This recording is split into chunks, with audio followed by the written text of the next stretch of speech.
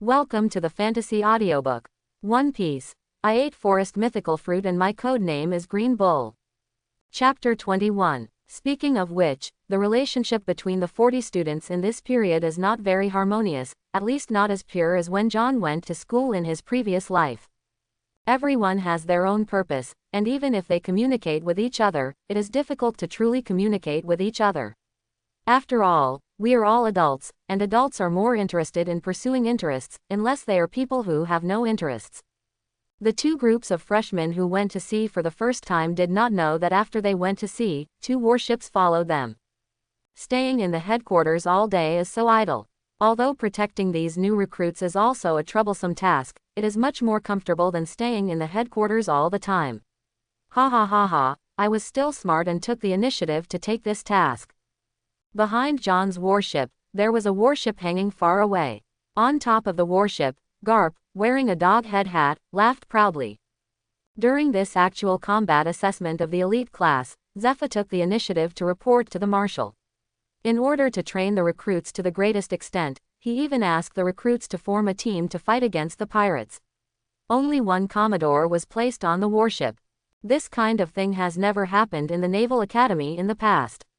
There were recruits who attacked pirates in the past, but they were all under the leadership of strong men in the Navy. The recruits just followed the world and rarely took action. Opportunity. Sora thought about the actual combat that Zephyr requested for a long time before finally agreeing. However, this elite class is full of talents. Of course, it is impossible to really ignore it. Instead, it attaches great importance to it. In order to prevent accidents from happening, the Navy sent two big figures to accompany him for protection. One was naturally the instructor Zephyr, and the other was Vice Admiral Garp, who took the initiative to apply. Zephyr led people to follow the other group, while Garp led people to follow John and the others. The distance between them would not be discovered.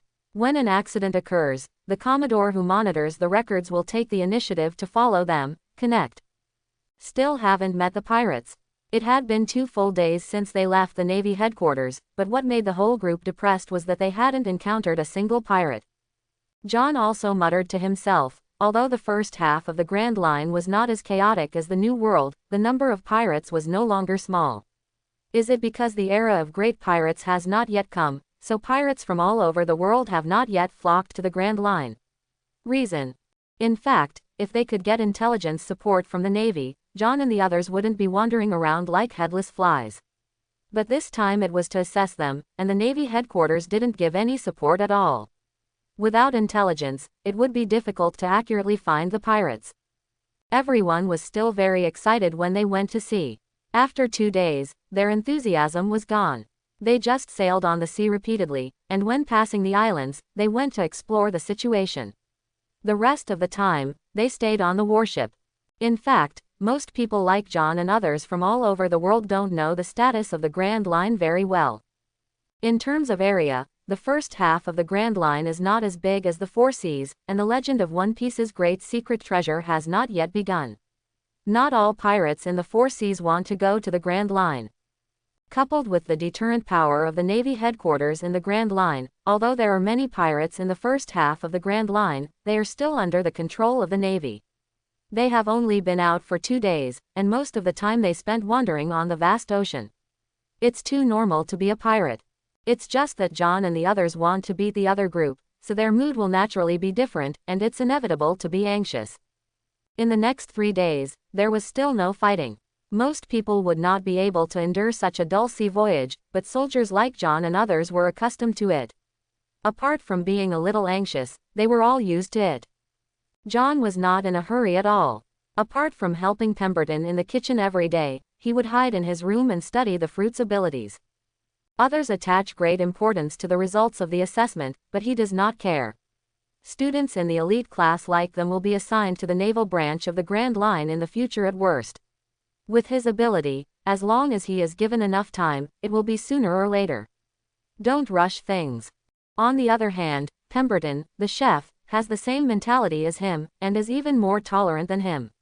In the past few days that John has been with him, he has not seen him exercising. He is either playing with food or resting and sleeping every day. It was a very pleasant stay. In Pemberton's words, After practicing all day at the Navy headquarters, it is rare to have some leisure time, so naturally you have to enjoy it. There is a battle ahead, there may be pirates. The navigator Mills on the warship suddenly shouted, which caused almost everyone who was doing their own thing to rush to the deck of the warship as quickly as possible. Sakasi was the fastest, but he was not in a hurry. He waited until everyone arrived before asking questions. Mills, what did you see? Mills immediately put down his telescope and replied, 2 ships were spotted ahead and a battle was taking place. It is very likely that pirates were plundering the ships. Lean closer. When they heard that it might be a pirate, the members of the elite class showed excitement. After waiting for several days, they finally met a pirate, and they all wanted to kill them now. There are 83 auras in total. No, it has now become 82. It is obvious that they are indeed fighting, and people keep dying. As for whether they are pirates, it is hard to say. John suddenly spoke, and the people around him immediately looked at him. What are you talking about? Waiters asked John. John said, I'm talking about how many people are there. How many people can you detect from such a long distance? Are you kidding me? Waiters was full of disbelief, and so were most of the others. Mills couldn't clearly observe the situation over there with his telescope. John could find out how many people were there without doing anything. His eyes were even more powerful than the telescope. But Sakasi, unlike others, just asked, Are you sure, John? John said, You should know my abilities. What others can't do doesn't mean that I can't do it. You shouldn't doubt me in this regard. Sakasi nodded. He often hangs out with John, so he naturally knows that John has a keen sense of perception, which is the domineering power of seeing and hearing. However, he has never really seen John display how strong John's domineering power is, and he didn't understand it very well. Move forward quickly, everyone is ready for battle. The warship immediately accelerated its speed and rushed towards that location very quickly. The aura has stabilized. There are still 53 auras in total. The battle should be over. John was like a radar, telling Sakasi what he perceived. He was very confident in what he had seen and heard, and there was absolutely no way he could be wrong. What's more, this distance is not the limit of his perception. Regarding the hockey of seeing and hearing, John once asked Zephyr for advice, and he also learned about the special nature of his hockey. His hockey does not have other stronger special abilities, but it is much stronger than the range of normal people's hockey perception. Even a naval admiral like Zephyr is far inferior to him in the range of perception of hegemony. Zephyr even told him that his range of perception of hegemony is definitely the only one in the world. In the end, at least he hasn't encountered it. It was precisely because of what Zephyr said that John was sure that the advantage of his own knowledge and color hockey was its range, which was countless times more powerful than the range of ordinary people's awakened knowledge and color hegemony. Sakasi, we are not far away. One of the ships is flying a pirate flag. It is indeed a pirate ship. Mills kept observing with a telescope. After getting closer, he found that the other party was indeed a pirate ship and immediately reported it to Sakasi. They seemed to have spotted us too. Their boat moved as if they were trying to escape. Sakasi shouted, Chase, we must not let them escape. While the members of the elite class were busy catching up, Rook kept observing. He didn't pay much attention to the others, but what John said made him particularly concerned, and he quickly recorded it in John's information report. Running away when encountering a warship is a routine operation for pirates. Unless they are a powerful pirate group or a lunatic who is desperate for their lives, the most normal reaction for ordinary pirates after encountering a warship is to leave instead of fighting. The warship quickly arrived at the place where the pirates had just plundered. What they saw was a damaged, ruined ship. There were many unsynced corpses floating on the sea, as well as items scattered everywhere. Sakasi, should we pursue the pirates now, or should we stay and rescue them to see if there are any survivors? Someone asked. Sakasi did not answer, but looked at John.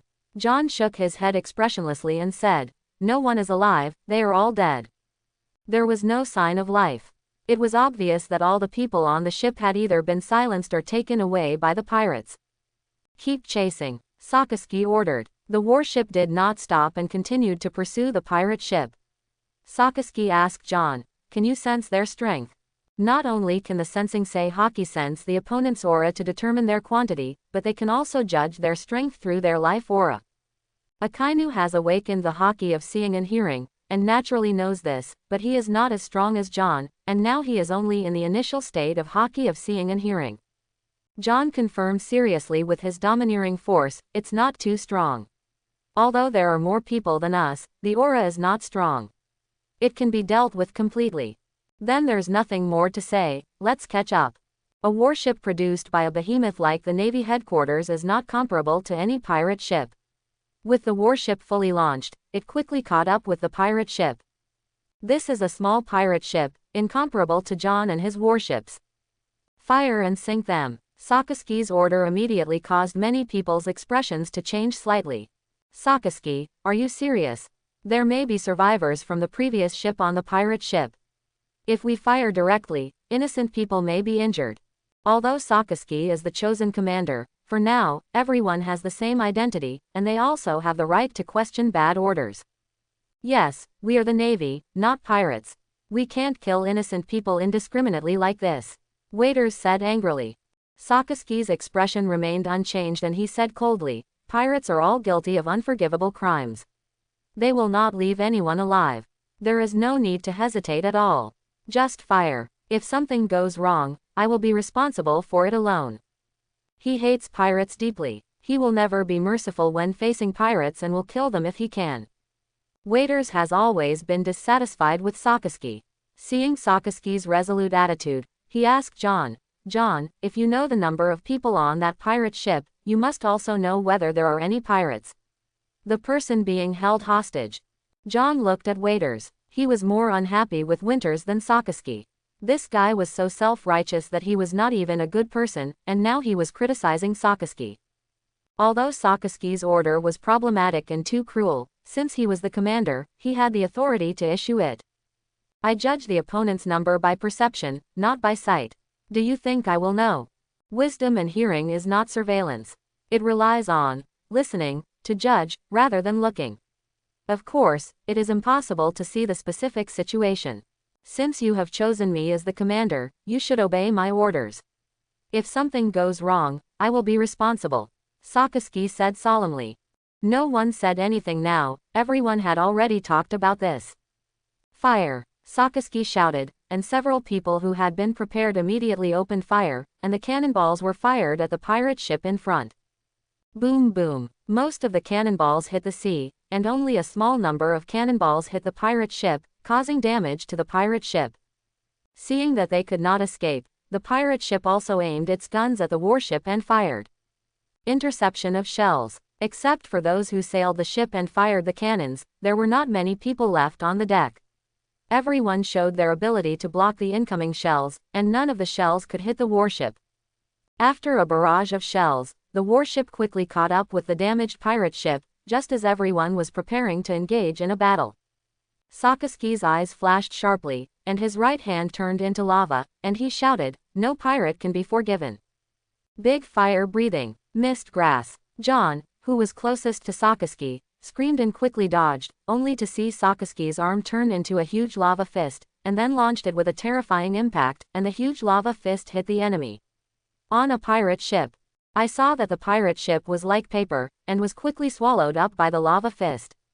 Most of the hull was melted, and the rest was blown to pieces by the explosion of the big fire. The sea surface was filled with magma. Volcano bomb. Seeing this scene, everyone was stunned, and many looked at Sakasi in shock. Although they all knew that Sakasi was a monster, they never expected that Sakasi could be such a monster. With one punch, a ship was destroyed directly. Not to mention the ship, all the pirates on it were probably burned to death, right? After the shock, some people were very dissatisfied, such as Vitus and other people who wanted to make meritorious deeds, but there were people on the warship who had records. They were just about to kill the pirates and perform meritorious deeds, but before they even used the moon steps, the pirate ship was blown up by Sakasi. This was a shitty achievement. He wanted to get angry, but looking at the burned-out pirate ship, even Vitus, who had always been dissatisfied, did not dare to say anything anymore. Akainu is still Akainu, direct enough and hot-tempered enough. John's eyes twitched. He knew Sakasi better than anyone here and what kind of person he was, but he was still shocked by Sakasi's actions. Brooke, who was in charge of recording, was also confused. After thinking for a while, he started recording. According to Lyons John's judgment, there are a total of 53 people on the pirate ship. Whether there are hostages has not been confirmed yet. Sakasi used the rockberry ability to blow up the pirate ship with one punch, leaving no one behind. This time the battle to chase the pirates was an anticlimax. The others basically did nothing and were solved by Sakasi alone. Although this is a good thing, some people feel unhappy, but under Sakasi's strength now, I can only admit it. That's good, it saves us the trouble. In the kitchen, Pemberton said to John with a smile. For him, it was easier not to take action. John's thoughts were not much different from Pemberton's, but when he thought of Sakasi, he still sighed. Sakasi is too straightforward, especially when it comes to targeting pirates, he doesn't consider others at all. I think this kind of person will make people love and hate him at the same time. Love and hate, you can think of such words. I think everyone is more dissatisfied with him, Pemberton said. John said, in this world, the strong are respected, and the dissatisfaction of other people is nothing to Sakasi. Don't think Sakasi is ruthless, but in fact, he is smart. Very, just a scoring guy. Because of Corisolino's relationship, John had a good relationship with Sakasi. He knew very well what kind of person Sakasi was. It was true that he was ruthless, but he was also a person who could understand the situation clearly. The fat on Pemberton's face shook and he said with a smile, anyway, we have never thought about making great contributions or getting a good position in the future. This life is only so long, so we can just go away casually.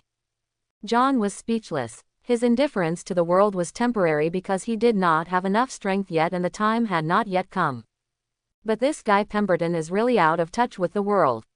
Others are thinking hard about how to make meritorious deeds, but he just wants to muddle along.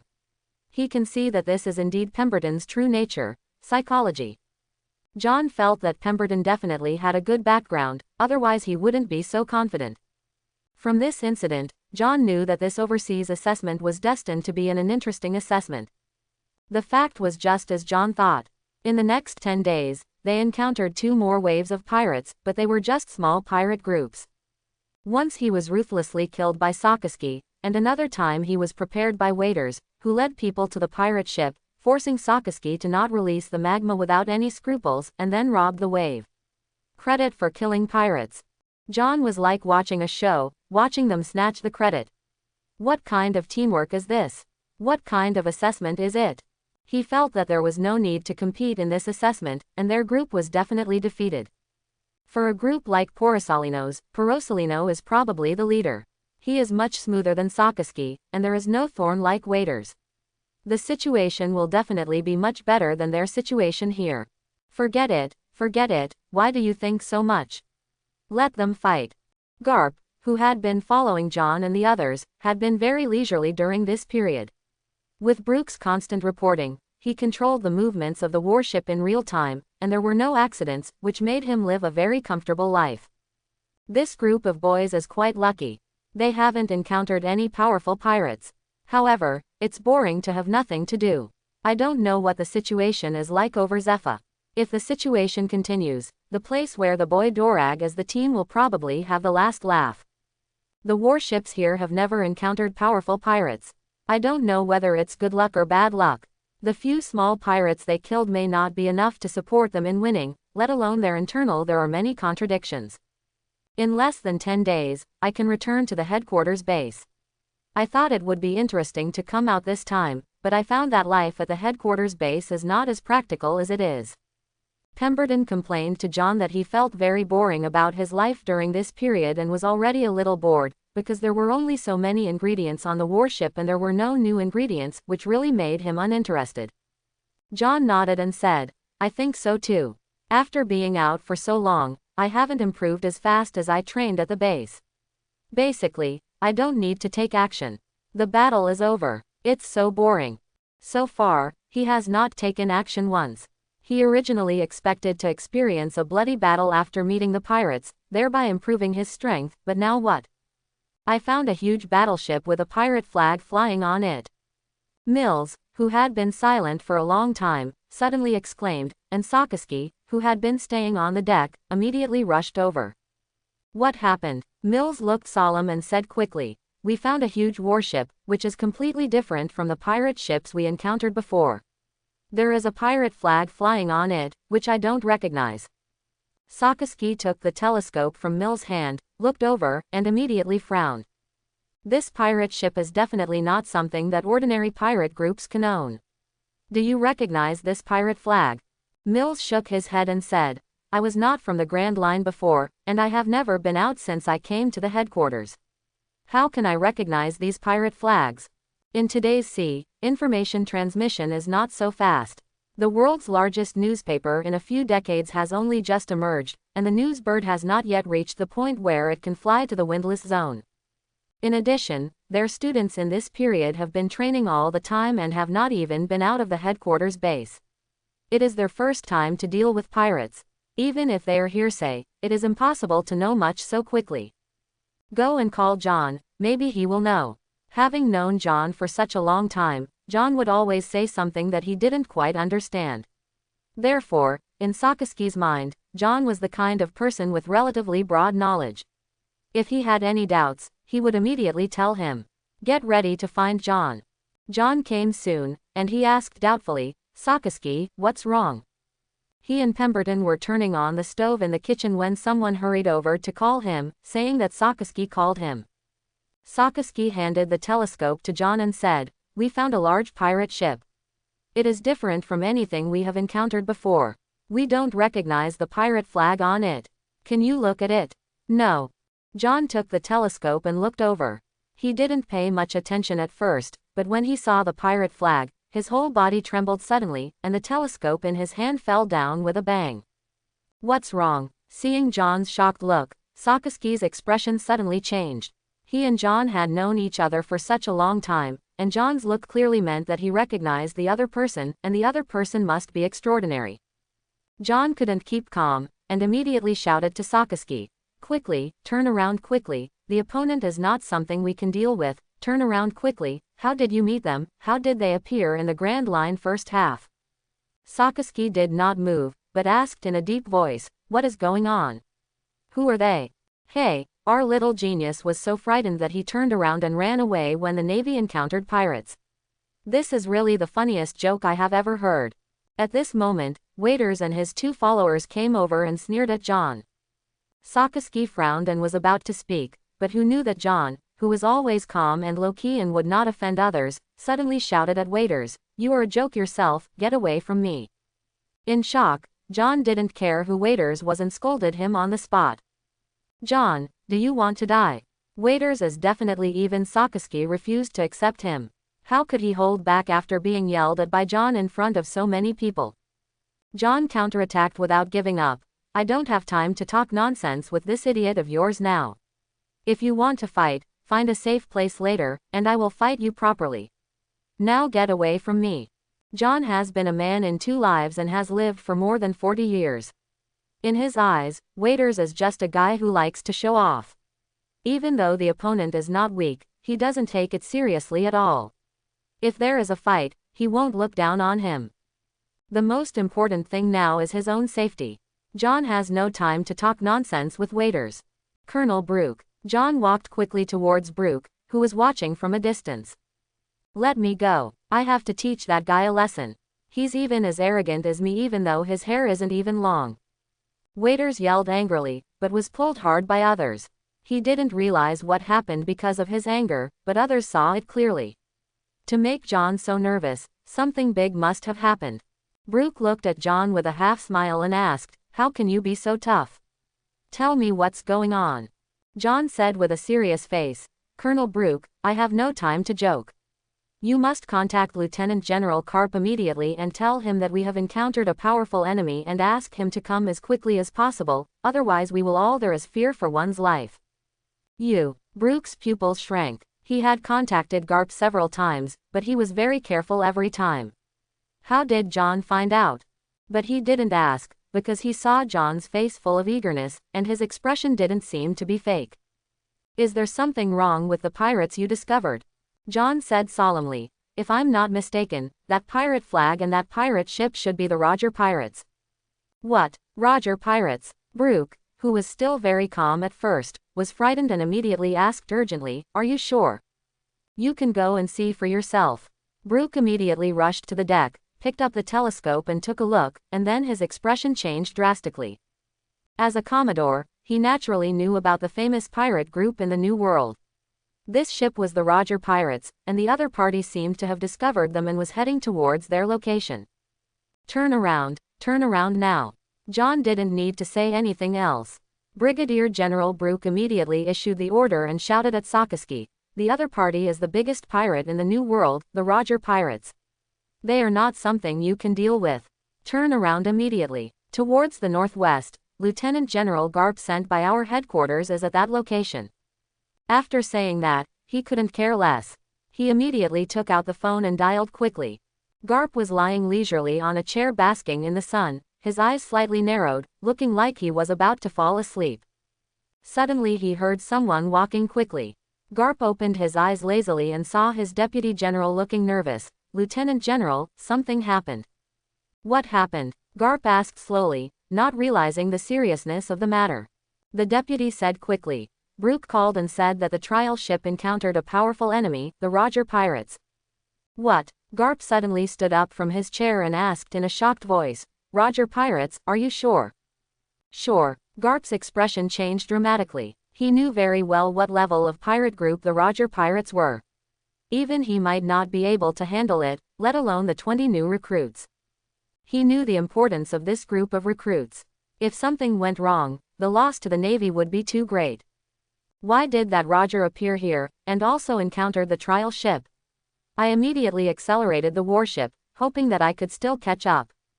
After the warship accelerated, Garp said to the Vice Admiral, "Go and tell Brooke that if the Roger Pirates launch an attack, use my name. Although that Roger is lawless, but he heard that I am nearby, maybe it will give you some face." Garp still has a certain understanding of Roger. After all, the two of them worked together to deal with rocks. He also knows that there are many powerful crew members on the Roger Pirates, and they are one of the most difficult pirate groups in the world to deal with. 1. Now he had no choice but to provide full support and at the same time pray that Roger would not attack the trial ship. Otherwise, the 20 recruits would have a hard time surviving. I haven't had any problems for more than 20 days. It's almost over, and such a troublesome thing happened. I'm really embarrassed. When John and the others discovered the Golden Jackson and were about to turn around, the pirates on the Golden Jackson also discovered the lonely warship on the sea. "Captain, we have spotted a Navy ship ahead. Do you want to go over there?" On top of the large battleship, there is a group of pirates in strange costumes.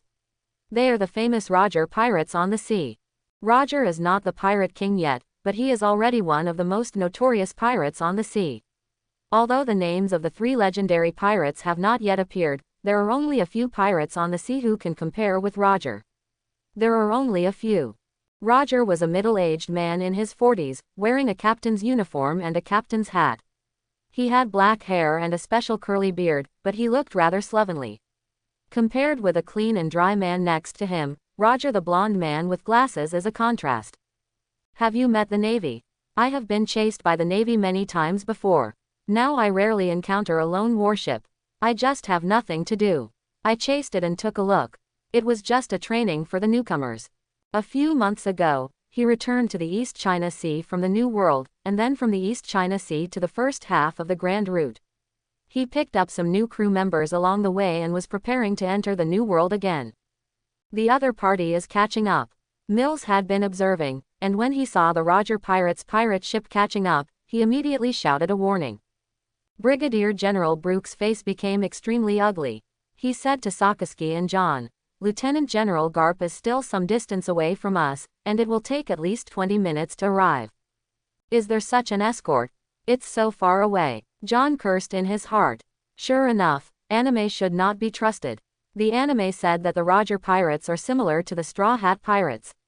They are a pirate group that yearns for freedom and adventure and will not do evil. But look at now, pirates are chasing Navy warships. Is this something that a free and adventurous group can do? A pirate is a pirate after all. No matter what the purpose is, starting on the road of being a pirate means that he is no longer an ordinary person, but a criminal. It is said that the Straw Hat Pirates do not kill ordinary people, but with their adventures, are there not many people who have died because of them? John doesn't think he has the aura of the protagonist. If they are really caught up by the Roger pirates, those pirates will never be merciful to them. Feeling anxious, but having no other choice, John calmed himself down, hoping that the warship would be fast enough and would not be overtaken by the Roger pirates. At the same time, John is also very curious about the Roger pirates. How many strong men are there in this legendary pirate group in anime? The power of seeing and hearing was activated instantly, and soon it covered a large area, including the large pirate ship. As the hockey of wisdom and information unfolded, John's expression changed drastically. On that pirate ship, he actually sensed many powerful auras, and they were many times more powerful than him. There were also a few auras that were even more powerful, not worse than Zephyr. Is this the Roger pirates? It's so terrifying. No wonder he was able to take the title of Pirate King.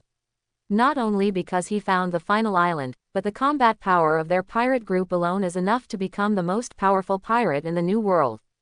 The top pirate group. In just one pirate group, there are several powerful men who are comparable to admirals. Looking at the New World, it is extremely rare. Roger, Rayleigh, Jabba, etc., these are all extremely strong men, not to mention there are many unknown strong men. Am I too lucky or too lucky? I met the Roger pirates at this time.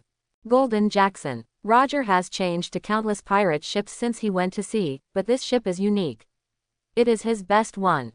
The Jackson, built with the treasure tree, Adam, is definitely a treasure ship. After acquiring this ship, the strength of the Roger pirates has been raised to another level. Rayleigh, have you noticed? Roger suddenly asked Rayleigh. Riley, who still had blonde hair and glasses, looked very elegant at this time, nodded. Well, I found out. Someone is observing us, not just looking, but observing us with domineering power. Roger laughed loudly. It seems that there is a powerful guy on that warship. He can sense us even from such a long distance. And if we weren't keen enough, we wouldn't be able to detect his sense. He can sense us. It's rare to see someone who has learned his domineering skills to this extent. Rayleigh said, although I can do such a long distance, I may not be able to do it so calmly. The Navy is worthy of being a Navy. It is really Crouching Tiger, Hidden Dragon. But the other party obviously recognized us and actually turned around and left. It's rare to meet such an interesting person. If we don't meet him, wouldn't the encounter be in vain? During this period, Roger was gathering his companions and preparing to sail to the final island. His health had not yet developed any problems, so he acted as he pleased and did whatever he thought of. The pirate ship of the Roger pirates is very fast, much faster than the warship that John and the others are riding on, which also causes the distance between the two sides to continue to shrink. Sakasi watched the Golden Jackson getting closer and closer, his face serious, even calmer than Commodore Brooke. Everyone, get ready for battle. Even if the opponent is the Roger pirates, we can't lose without a fight. The Roger pirates have not yet reached the level of shocking the sea, so even the fledgling Akainu is not afraid in this situation but is full of fighting spirit. Not only Sakasi, but also Vitus and others were very excited. Like Sakasi, these people didn't know much about the Roger pirates. The only two people who knew better were Brol and John. My heart is already sinking. It's true that those who don't know are fearless. Brooke looked at the high morale recruits and was filled with emotion. These people really didn't know how terrible the Roger pirates were, but he knew that together they were not enough to kill the Roger pirates. Only Garp can save them now. After about 10 minutes, the two sides were close to a few hundred meters. Sakasi and others, who had been prepared for a long time, immediately installed their shells and fired at the Jackson chasing behind them. Rumble. The artillery fire from both sides roared, and the cannonballs quickly fired at the other side's ships. The cannonballs fired by the warships could not hit the Jackson at all.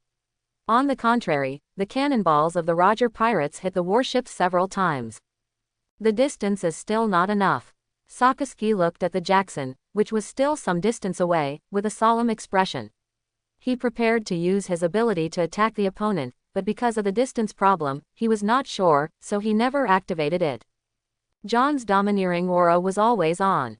Suddenly, his expression changed drastically and he shouted, "Be careful." As soon as he finished speaking, an astonishing blue sword light shot up into the sky and quickly shot towards the warship. It was a flying slash that only a top swordsman could use. The slash split the sea water and struck quickly. John was the first to notice it. Under his loud shout, the others were also mentally prepared, but when they really saw the incoming attack, I was still frightened by the slashing sword light. Block it, don't let it destroy the warship. If this blow hit the warship, it would definitely be cut off. Sakasi shouted loudly and took the lead. Big fire breathing. The huge fist of lava blasted out, hitting the flying slash, while others also used their own methods to block it with all their strength. Everyone tried their best to block the slashing sword light before it was about to hit the warship. As a flying slash at the level of a great swordsman, so terrifying. John took a breath. The attack just now shocked him. Although he knew the gap between himself and the top powerhouses in the sea, he never expected that the gap would be so big. It would be him. If you were alone, you would never be able to withstand the blow just now, and you could only dodge it with the hockey of seeing and hearing. Accelerate as fast as possible.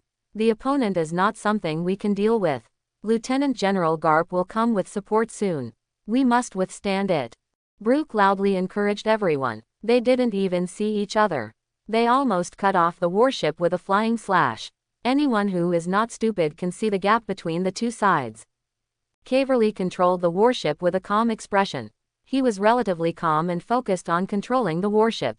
However, the speed of the warship was just there. It had reached its maximum speed. Now he could only control the warship to avoid the opponent's attack. Roger put away the knife in his hand and laughed loudly. It seems that there are two brushes that can block my slash. Although the slash just now was not with full force, for a strong man of his level, the sword was extremely powerful. The Navy on the warship was able to block it, which shows that there are still capable people. Riley asked, "Do you want to kill them all? Anyway, we are now a thorn in the Navy's side. Killing a few of their warships can be considered a reward for them." Sparky Jabba, another leader of the Roger Pirates, spoke. "Jabba is right, isn't it? The Navy. They are the ones who are fighting. I'm coming too." I saw a man holding a sniper rifle, raising the muzzle of the gun and pointing it at the warship in front, and there was a bang gunshot. On the warship, the mast with the Navy flag suddenly fell, shocking John and others on the warship. One shot broke the mast. What a strong sniper. John was surprised when he saw the broken mast.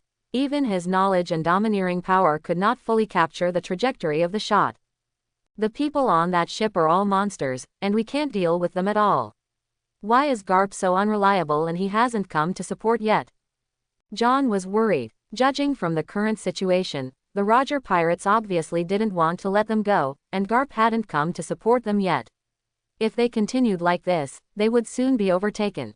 Sakasi, we must do our best to stop them and wait for the support of Lieutenant General Garp. Sakasi nodded and said, "I understand, I will try my best." There are not many people with long-range attack capabilities on this warship, not to mention that they are the Roger Pirates. Normal attacks have no effect on them at all, so the ones who can cause damage now are the rock berries with the strongest ability. Good. Sakasi's arms turned into lava. At this time, he was not yet the admiral he would be decades later. He had not yet fully developed the rock berries, and naturally the meteor volcano of his ultimate move had not yet been completed. However, the meteor volcano has not been completed yet, but based on the characteristics of the large eruption, he has studied how to erupt magma. I saw Sakasi's arms turned into lava, aiming at the position of the Roger Pirates, and suddenly erupted a fist of lava. The fist of lava quickly shot in the direction of the pirate ship. But the embarrassing thing is that the lava fist did not hit the pirate ship at all, but fell into the sea when it was some distance away from the pirate ship. It obviously failed. Sakasi's expression remained unchanged, and he continued to use his ability, spraying out the fist of lava again. This time, it shot a long distance, but it was still some distance away from the pirate ship. The continuous failures did not affect Sakasi's mood. Soon he entered the state, and his hands continuously erupted with fists of lava, accurately blasting the Golden Jackson. This guy is really a monster. John, standing next to Sakasi, watched Sakasi's movements from beginning to end, and clearly saw the process of Sakasi's transformation from unfamiliarity to proficiency, which was completed in less than a minute. Knowing the moves, he can guarantee that Sakasi has never erupted magma so frequently before. In the blink of an eye, a dozen lava fists accurately hit the front of the Golden Jackson. Judging from the momentum, it was much more powerful than the bombardment of artillery shells. On the pirate ship, Roger and others were secretly surprised when they saw the incoming lava fist. Magma. Are there people on the other side who can use magma? Not everyone has seen the Devil Fruit Encyclopedia. Although Roger is extraordinary, he has not seen all the devil fruits, but the magma that came to him gave him an extraordinary feeling.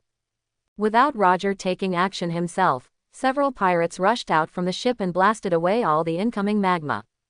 It's too much to think about destroying our pirate ship with this level of magma. All the pirates laughed. Captain, show them something more awesome. Roger pulled out his weapon again and struck out with his sword again. The amazing flying slash hit the warship again, and the distance of more than 200 meters was instantly covered. Block. There was another chaos on the warship, but this time, he was not as lucky as before. Although he blocked the attack, a knife mark appeared in the center of the warship. No, the warship is broken and starts leaking. Please find a way to repair it quickly. John sighed to himself. It was really a leak in the house and it rained all night, but at this level it was not difficult for him. You don't have to worry about it, I'll fix it. I saw his hands clasped together and opened, and a seed appeared quickly. Then the seed grew rapidly, and under John's control, it turned into wood. The wood fell on the damaged location of the warship, and quickly formed a wooden plank. In the blink of an eye, it was the damaged warship was repaired. Doberman, stand next to me and stabilize my body if an accident occurs. Doberman came over and asked, John, what do you want to do? John said, if this continues, we can only wait for death. Now I have to use my ability to delay time. How do you want to do it? I haven't thought of a way yet, let's give it a try first. After saying that, John closed his eyes and began to use his knowledge and sense of domineering to sense every plant and tree on the Golden Jackson. Soon, John sensed other breaths besides humans, which were familiar to him. Breath. Sure enough, there are also plants on the Golden Jack, and there are quite a lot of them. John knew very well that it was absolutely impossible for them to stop the Roger pirates with their own strength, so he had to find other ways. No one else could be relied on now, and the only one who could be relied on was himself. In terms of attack, his ability is naturally not as good as Sakasi, but he also has his own special abilities. Wherever there are plants, there is room for me to play. John's fruit ability is to control plants, but that doesn't mean he can control all plants at will. The Golden Jackson of the Roger pirates was several hundred meters away from them. If it weren't for his knowledge and domineering power, he really wouldn't be able to cross such a long distance and control plants that couldn't be seen with the eyes. Only by using domineering communication with plants can one be able to use abilities to control plants from such a distance. However, the difficulty of such an operation is several times more difficult than controlling plants normally.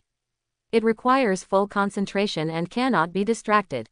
There are more than a dozen plants on the pirate ship, all of which are simple green plants used for decoration, but they are enough for John. Grow. Roger and others on the pirate ship were watching the warship ahead and found nothing unusual. However, after John used his ability to control the rapid growth of plants, someone immediately discovered a problem. Wow! The huge pirate ship suddenly grew several large green trees from the inside, bursting the solid room and popping up with lush branches. The surrounding area of the cabin turned into a dense small forest, destroying the cabin. The mess. Quote. All the pirates, including Roger, were stunned, looking at the growing plants in disbelief, and all of them were confused. What happened? Where did all this greenery come from? All the pirates were very shocked. They didn't find anything unusual, but suddenly a large number of plants grew out of the cabin, bursting the cabin and damaging their hull, so that the speed of the pirate ship suddenly dropped. Laylee looked solemn. I didn't find anything unusual, and no one came close. These plants appeared suddenly. No, they are still growing. They are most likely the plants that were already on our ship. I just don't know what happened. Suddenly they grew rapidly, so we didn't notice the problem. Roger said attentively. No one can escape our perception and come to the ship, but there is only one possibility for the sudden growth of these plants. Ability user. Roger and others said almost in unison. Roger chuckled and said, "Interesting, the one who controls the plants is a person with abilities, and if nothing else happens, he will be right in front." Jabba exclaimed, "We are so far apart and can actually control the growth of plants on our ship accurately. Although it didn't hurt anyone, it destroyed our hull. It's really amazing. The Navy is really talented." Riley said with a smile. "This battleship that we have not easily built was suddenly damaged like this, and it will cost a lot of money to repair it. This ship was made of Adam's treasure tree, which cost a lot of time and money. I didn't know that those plants were so powerful. They easily damaged the hull. If you want to repair it, you have to go to the Seven Waters City again." Roger snorted unhappily. Since it was the Navy that destroyed it, then the loss will naturally be borne by the Navy. Go cut down those plants and continue to pursue the warship. I want to see how many powerful ones the Navy has produced. Guy. Originally, Roger's pursuit of the warship was just a whim, but now, one after another accidents have aroused his fighting spirit, and he must catch up with the warship and defeat it. Something seems to have happened to the pirate ships behind them. Their speed suddenly slowed down. Mills, who had been responsible for observing, suddenly shouted loudly, which shocked everyone. Slowly opening his eyes, John exhaled, looking tired. Controlling the plants from a long distance consumed a lot of his energy. Fortunately, it had an effect and slowed down the Roger pirates. "John, did you do this?" Doberman asked John in a low voice. John did not speak, but looked at the Golden Jackson. He had controlled the growth of all the plants on the ship to the limit. This was also the limit of what he could do. After that, he would have no way to stop it. However, those plants only blocked it for a short time, and were quickly cut off by the pirates. The Jackson continued to accelerate its pursuit, and both sides continued to attack with cannonballs. "Let me do some activities too." Rayleigh pushed up his glasses, smiled slightly, and drew out his weapon, aiming in the direction of the warship and slashing out with his sword. As one of the top swordsmen in the world, Rayleigh's strength is not much worse than Roger's. It is no exaggeration to say that he is the strongest deputy of the Emperor. His slashes are only just as strong as Roger's slashes, weak. At the moment when the slashing blade was about to hit, the warship suddenly turned a corner, and the blade passed against the hull of the warship. John's eyes twitched. He realized that he still underestimated the Roger pirates. They were indeed the team of the future Pirate King. The destruction caused by mere plants could not stop them at all. There were at least 2 top swordsmen on this ship. A warship was found about 5 nautical miles to the left. Mills suddenly shouted, his tone exciting. Brooke was immediately overjoyed. "It must be Lieutenant General Garp and the others who have come to support us. Hold on, everyone. Lieutenant General Garp is here and we will be saved." Is it finally here? After hearing this, John also breathed a sigh of relief, and his hanging heart finally relaxed a little.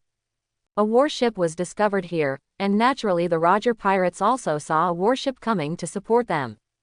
"Roger, there is a warship approaching. It should be the Navy coming to support." Navigator Jabba was the first to spot the warship. Roger was surprised. The Navy's support was so fast. How long did it take for someone to find it? Their chase has only lasted more than 20 minutes so far. On the vast sea, even if they can maintain contact, it is not that easy to find a ship accurately. "Captain, should we annihilate them directly, or what should we do?" All the pirates were ready to make a move. They were the Roger pirates. In order to chase a warship, they did not sink it. Instead, their own pirate ship suffered damage. This group of arrogant pirates were all shocked. It was a breath held back. Roger's eyes flashed and he said, "Wait until it gets close and sink it directly." Compared to the warships coming for support, he was obviously more interested in the people on the warship ahead. It seemed that there were several good ability users, and if they could be recruited into his pirate group, it would be a good choice. Vice Admiral Garp is indeed the Roger pirates. Garp's lieutenant was a strong man in his 30s. After seeing the pirate ship in the distance through the telescope, he replied to Garp. Garp asked, "How about the trial ship?" "I just received a reply. Although the warship was somewhat damaged, there were no casualties." "That's good." Garp breathed a sigh of relief. It was the last one without any casualties. If there were casualties, he would not be able to escape responsibility, and it would be difficult for him to forgive himself. After all, Many of the soldiers on the ship were newcomers valued by their senior officials. After feeling reassured, Garp snorted viciously. Isn't this guy Roger always staying in the New World? When did he reach the first half of the Grand Line and chase our people? This is not like his style. He and Roger have known each other for many years. When the Rock's pirates were destroyed, the two of them joined forces. Although they were opposed to each other, they still understood each other relatively well. A pirate will be a pirate, and Roger is no exception. The Vice Admiral thought there was no problem. The Navy could chase and kill the pirates. In turn, when the pirates were strong, they could naturally chase the Navy. It seems that the trial ship is about to lose its hold. Lieutenant General Garp, we need to go there immediately. The warship sailed quickly, and Roger over there didn't know what he was thinking. After seeing the warship coming for support, he stopped and continued to attack, chasing after him leisurely, as if waiting for another warship approaches. The three ships were approaching quickly. When John saw this scene, he was finally relieved. Even though the Roger pirates were very strong, the Navy led by Garp was not weak. If there was a real fight at sea, who would win? Maybe, he didn't believe that Roger would really be willing to fight Garp to the death. Haha, let's give that guy Roger a welcome gift first. I saw Garp taking out a cannonball, and I don't know what he did. The cannonball turned out to be extremely huge, comparable to a Navy warship, and then he threw it towards the pirate ship. Black cannonballs like a small mountain struck, and Roger recognized them immediately. Who I thought it was, it turned out to be Garp. He and Garp were also old acquaintances. One was a Navy and the other was a pirate. The two had fought against each other more than once and were considered old enemies. Of course, Roger knew Garp's abilities very well. Seeing that the huge cannonball was about to hit, Roger quickly struck out with a knife, which was no less powerful than the huge cannonball. Boom! The cannonball was cut from the middle, making a violent explosion.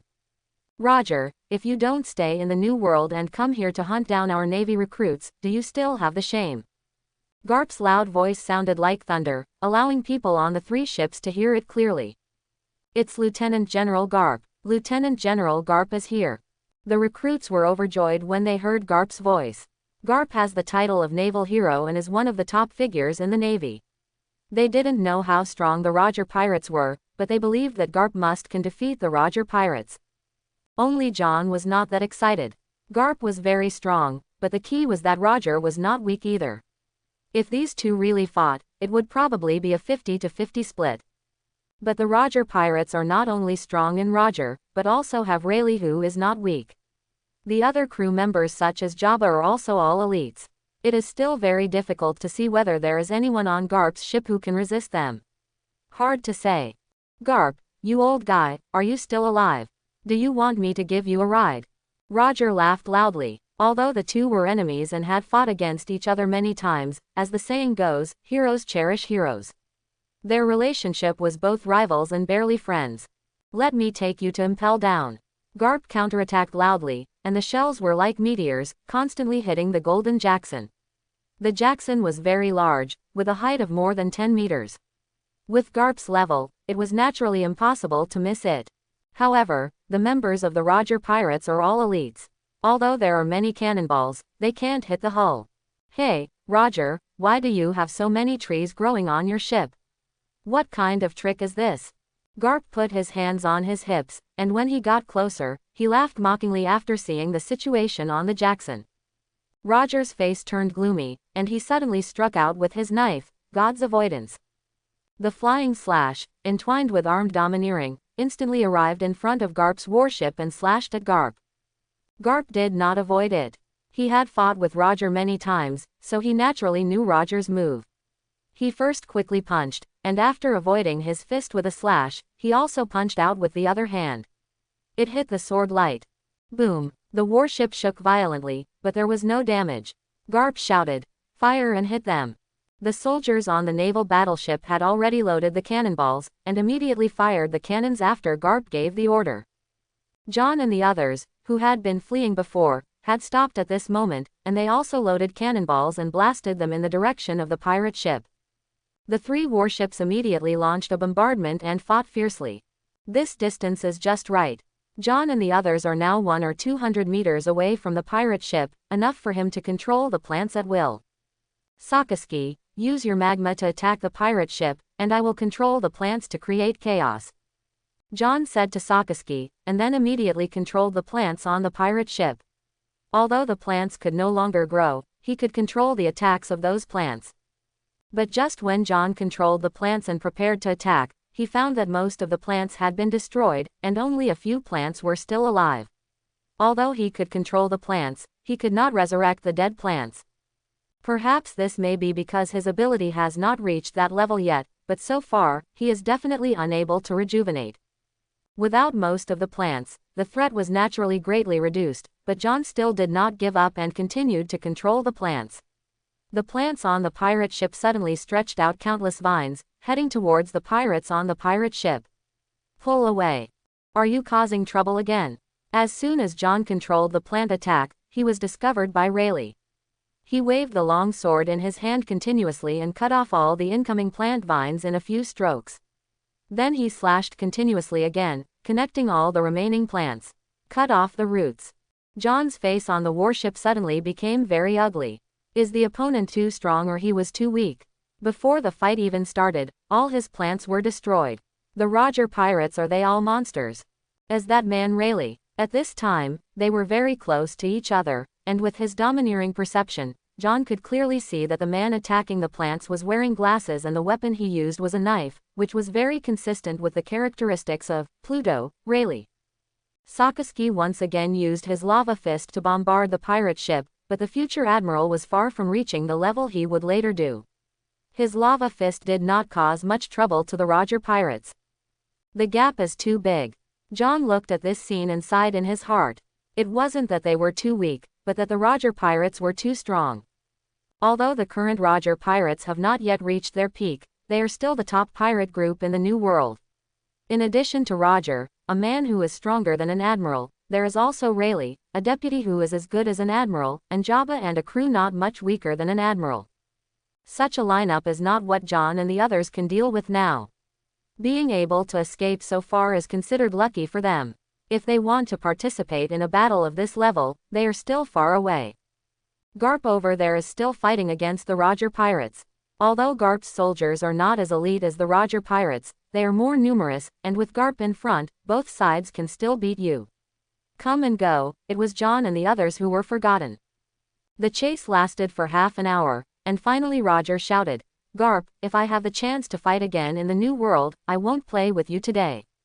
After saying that, the Roger pirates Golden Jackson immediately turned around and fled in another direction. "Roger, don't run away if you have the guts." Garp shouted loudly, but did not pursue him. He knew very well that even if he caught up, it would be difficult to keep Roger.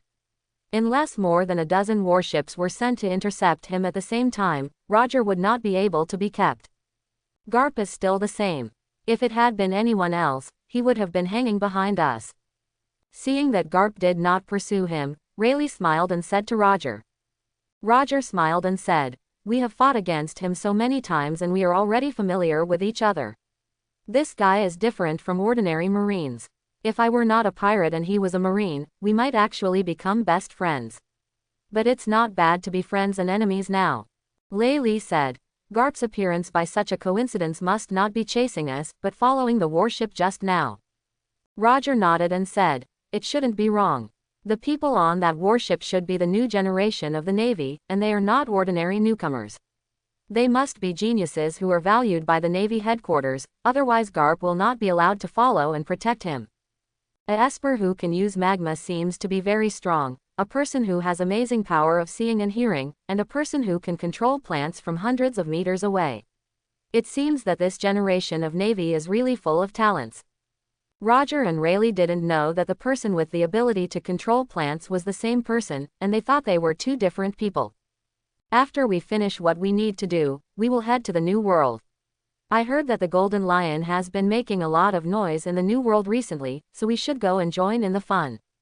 Since the destruction of the Rocks pirates, the New World has become extremely chaotic.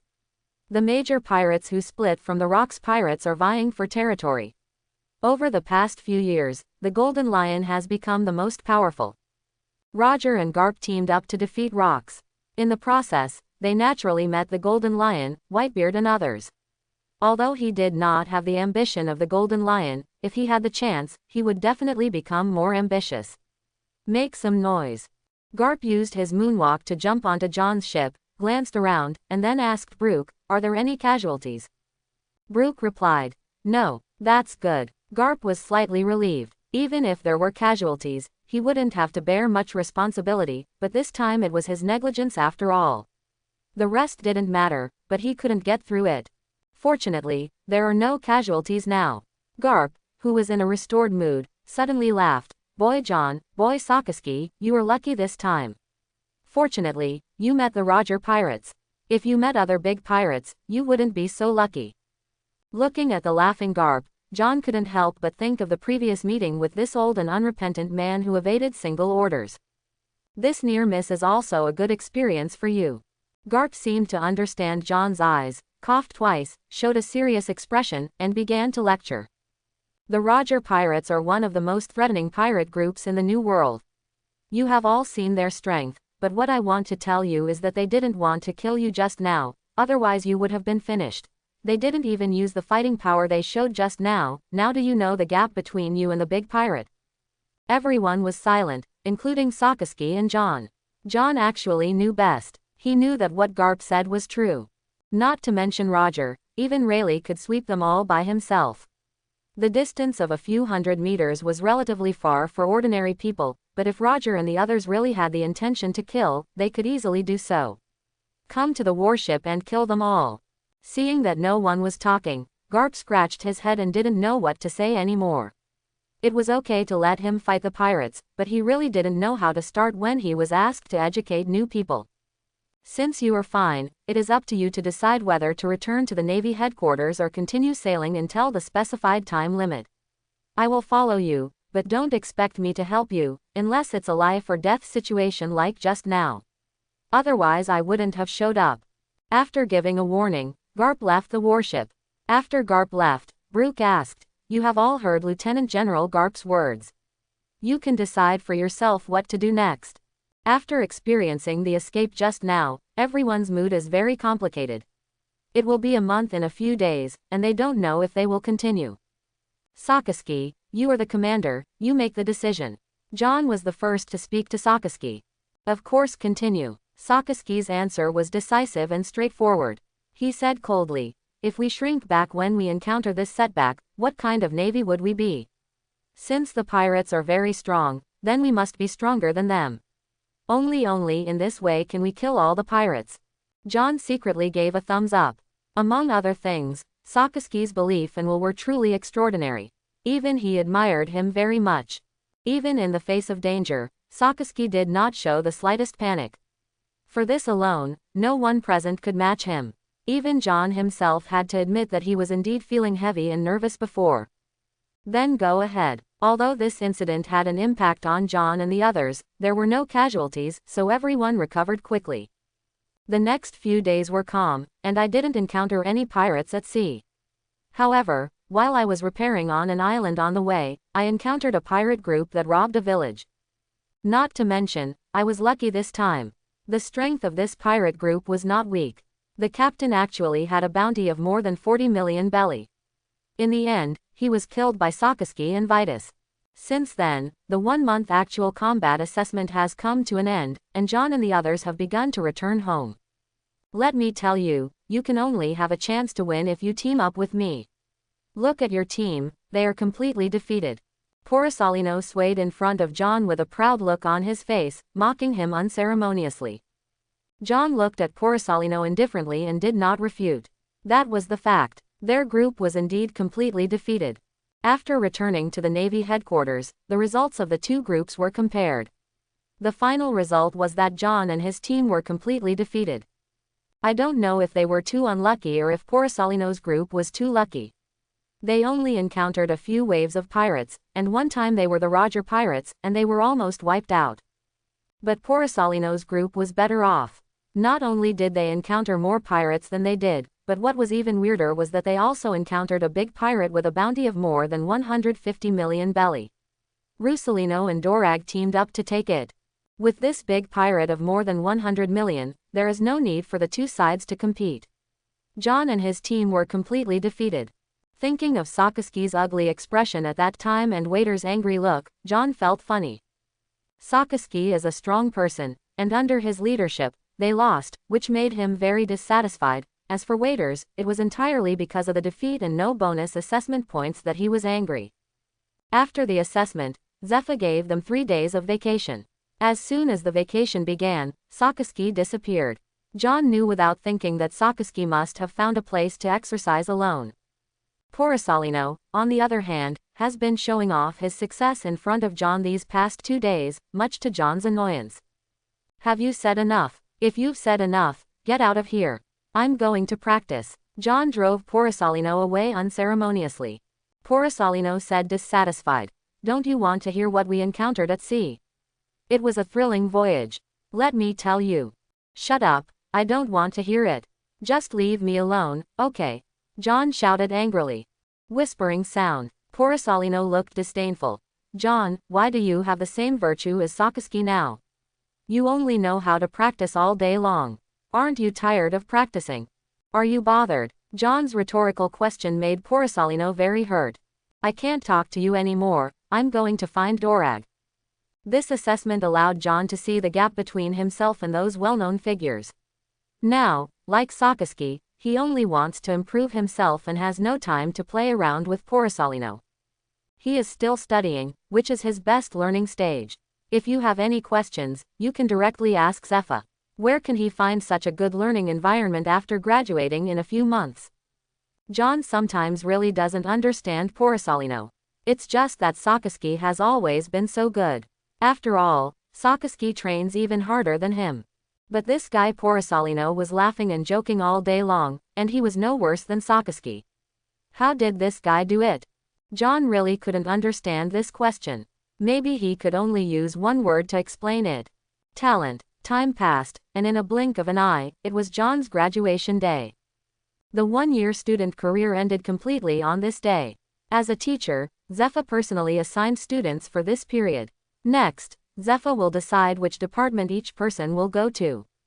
When graduation was approaching, many people had lost their connections and wanted Zephyr to assign them to good troops. Unfortunately, Zephyr was a very upright man and would not give face to anyone. He was only willing to make assignments based on his own judgment. After graduation, the 40 students in this period are no longer recruits of the headquarters but regular soldiers. Because they are students from the elite class, naturally they will not start from the lowest level of soldiers. Each one has been awarded a different military rank. 40 people, the lowest rank is sergeant, and the highest rank are 2, Sakasi and Porosalino, both captains and captains of the Navy headquarters. Just after graduating from the naval school, he was promoted to the rank of captain. This was definitely the first time in history, but this time he was promoted with the unanimous consent of the top management. The captain of the Navy headquarters, this level is almost equivalent to the naval colonel of the Sea High branch, and is fully capable of becoming the commander of the branch base. One can imagine how rare this exceptional promotion is. But John doesn't find this surprising at all. In terms of strength, Sakasi and Porosalino are not weaker than commodores or even rear admirals. They are perfectly matched to become captains of the Navy. Being promoted to a Navy captain without exception is nothing, but John knows that in the future, the Navy will have examples of exceptions with promotion to admiral, and that is truly shocking. In the Navy of this world, strength is the most critical factor in measuring military rank. Even the so-called qualifications have to retreat in the face of absolute strength. In addition to Sakasi, there are several other people who have also become lieutenants. Dorag ranks third with the rank of lieutenant. There are 3 second lieutenants, namely John, Vitus, and another animal type. Devil fruit users. In the end, there were 21 people left at the Navy headquarters, each assigned to a different unit. The remaining 19 people were all assigned to various naval branches starting with the letter G along the Grand Line. Chapter 31. But when John saw the department he was assigned to, he suddenly frowned. Sakasi and the others were all assigned to the combat unit, but he was actually assigned to the staff department. Although John didn't know much about the relationship between various departments in the Navy headquarters, the staff department was definitely not a combat unit. He didn't understand why Zepha assigned him to the staff department. If he doesn't understand, he can't ask Zepha, because this has been announced and cannot be changed. John is very depressed. He is eager to be assigned to a combat unit, because in that case, he will have the opportunity to fight on the front line and use combat to improve his strength. What he lacks most now is actual combat experience. But now that he is assigned to the staff department, it seems that this idea will be difficult to realize. John, you're lucky. Teacher Zepha pays the most attention to you and lets you go to the least dangerous department. John was depressed, but Pemberton was envious. This fool had always wanted to stay in the logistics department, but the result was good. He was also assigned to the combat unit, so he was extremely envious of John. In the dormitory, John and Dorag are packing their belongings, because everyone has been assigned and needs to gather in their respective departments. There will also be new dormitories for them to stay. This place will not come back. John, while cleaning up, Porosalino came over again, followed by Sakasi. Everyone will go their separate ways soon. I'm here to say goodbye to you. John looked at Porosalino and Sakasi, and slowly said, Porosalino, Sakasi, you two have to be careful. The new world is different from here. Don't he was accidentally killed. Sakasi and Porosalino are the two most special people in this issue. Not only do they have high military ranks, they are also directly assigned to the command of Admiral Sengoku. They are followed by a vice admiral respectively, and will go there soon. New world, that's why John said that. Porosalino laughed and said, we went there, the pirates should be worried about, not us. Sakasi also said, John, Dorag, take care of yourself too. John is right. The new world is too chaotic and there are many pirates. You too, be careful. Dorag said. Dorag is indeed a well-connected person. He was directly assigned to Garp's command, and then he was on standby at the headquarters base. The four of them said goodbye to each other, and the small group was disbanded. John took his things alone and went to the staff headquarters to report. There was also a period of time at the Navy headquarters. After John walked around, he found the staff headquarters.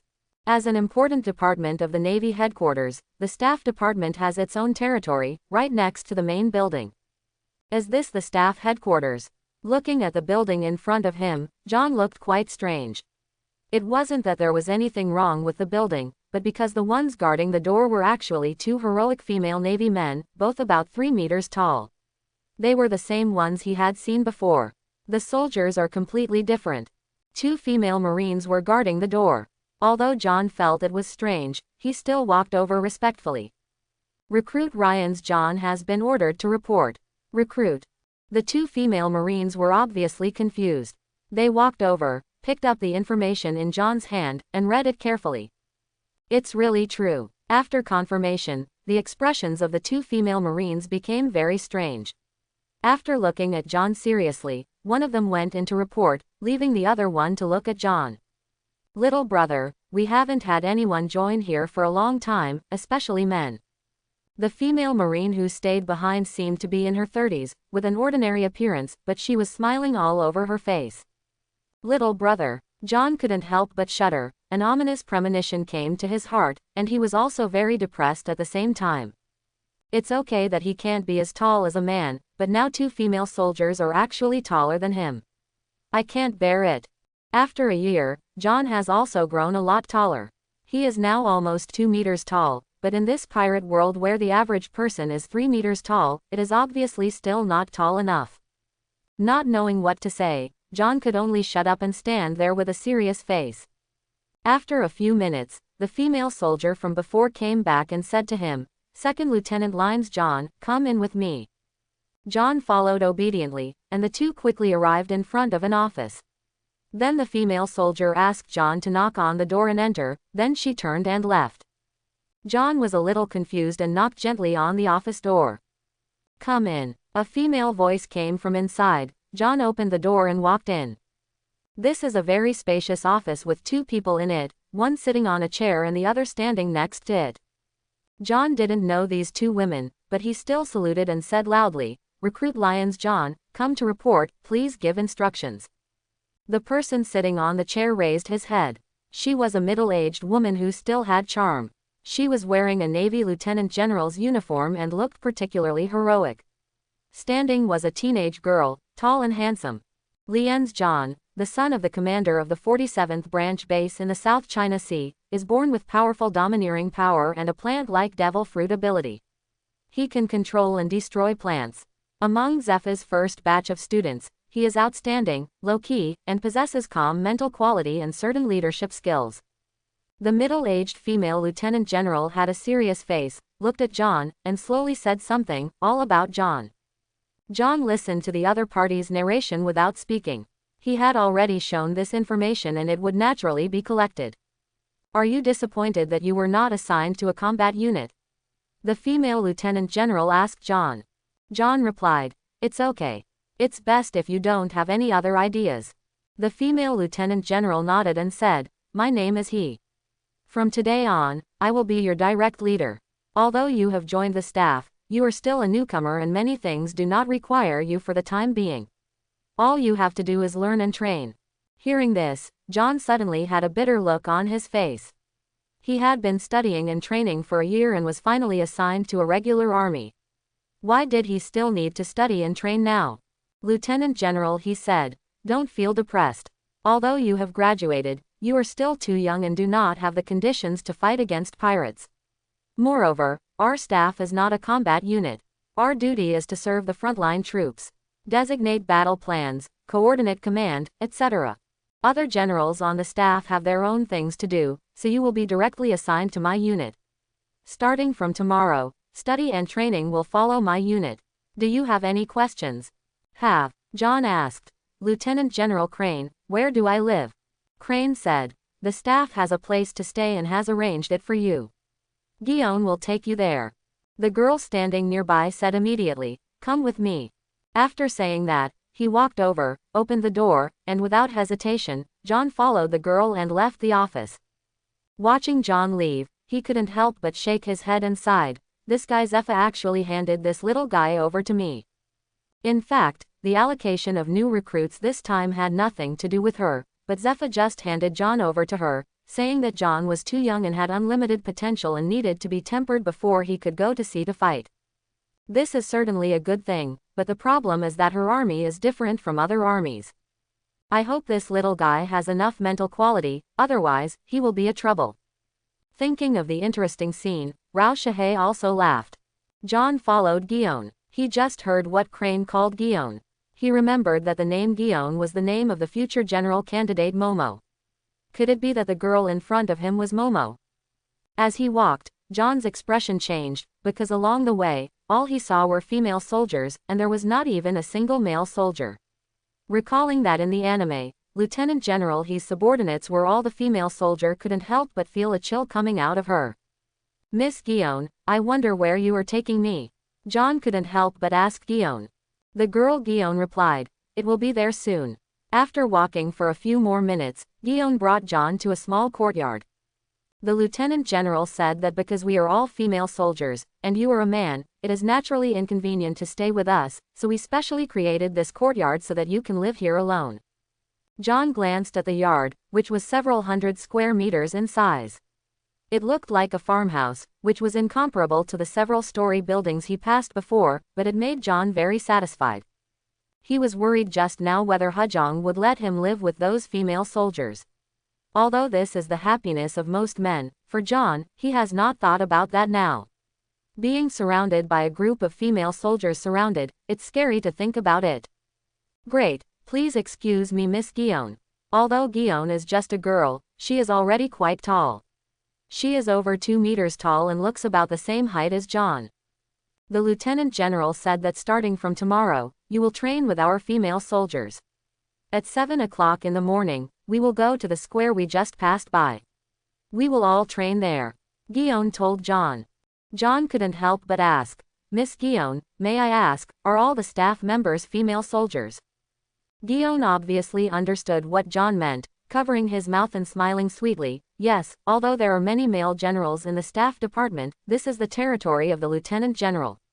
They basically won't come or live unless they have something to do. It's here. At least I've been here for so long, and you are the first male soldier to live in the staff headquarters." Quote, No way. As expected, John became even more anxious and asked, then can I also go out and find a place to live? Before, he thought that the department would arrange a place to live, so John didn't find a place by himself, but now that this situation has arisen, how can he have the nerve to live here? Although it is an independent compound, there are female soldiers on all sides, which is terrible. Guillaume smiled broadly, but there was a sense of gloating. Other male soldiers are eager to come in, but you are still thinking of leaving.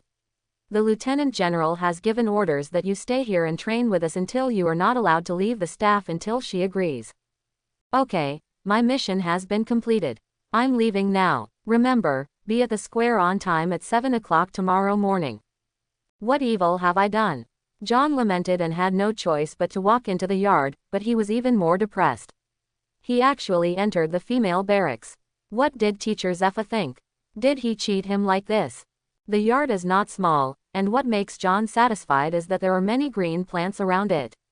You can tell that they are cultivated by someone at a glance. Seeing these plants makes him feel particularly comfortable. When you walk into the room, the items inside are all complete. Let alone one person, even if there are a few more people, it will not feel crowded. It is absolutely rare to have a separate hospital in the Navy headquarters. John did not expect that he would have this kind of treatment. Early the next morning, John came to the square with anticipation and embarrassment.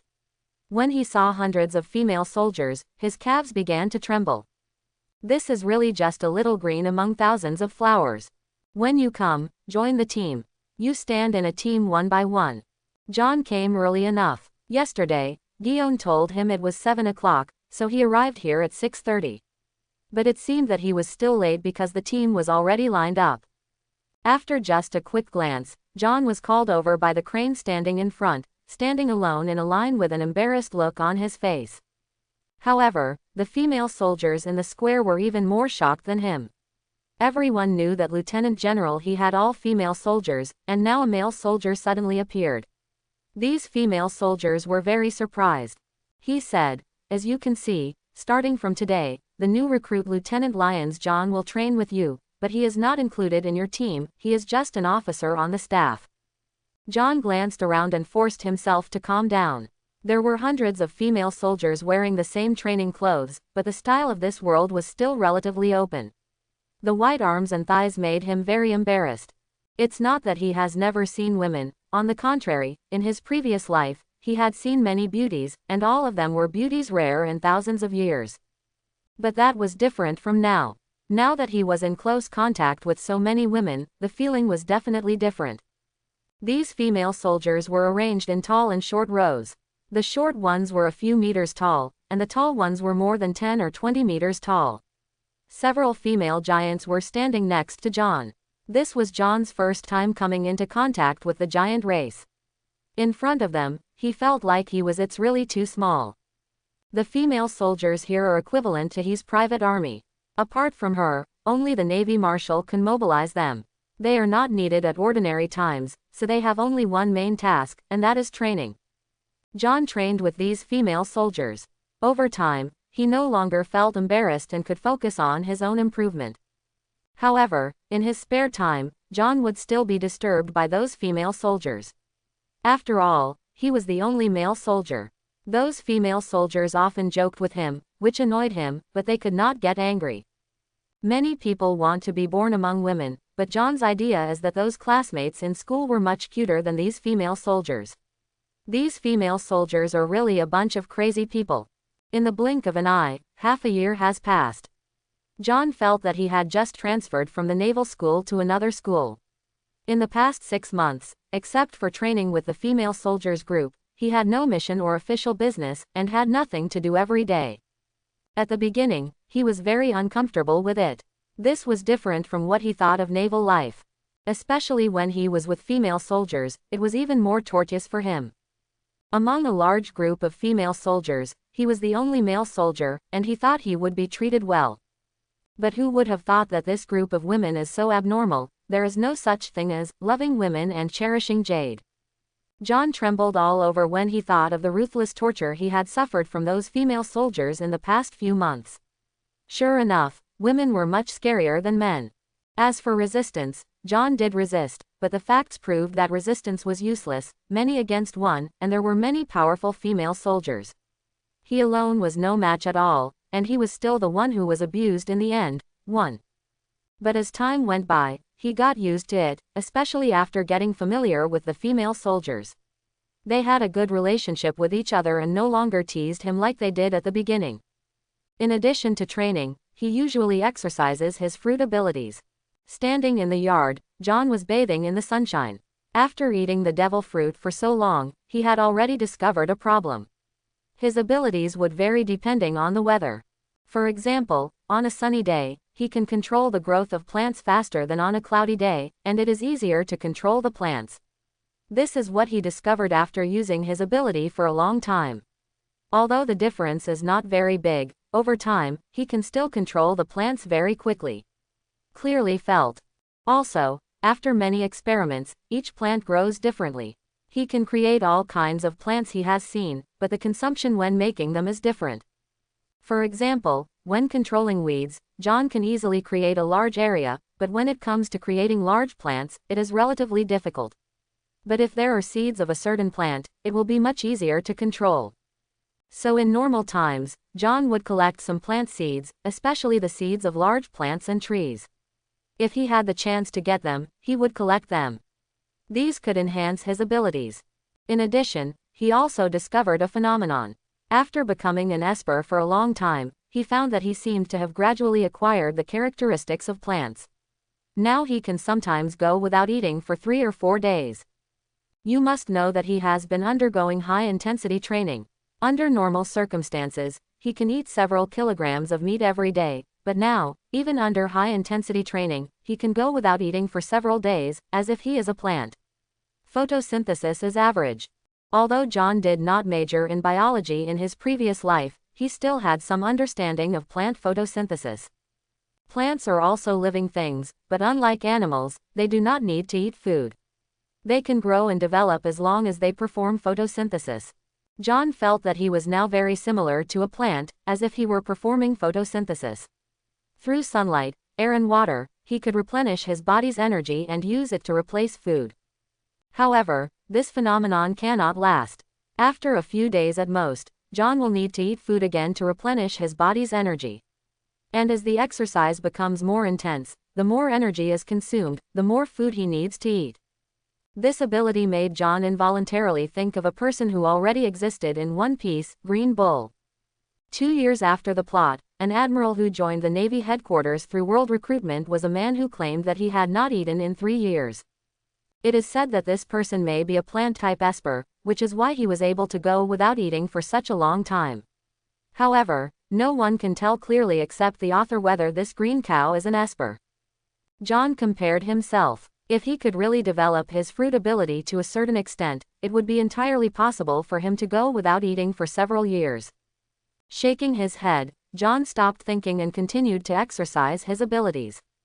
Compared with half a year ago, this yard has also changed a lot. There are more plants around it, flowers, plants, and trees.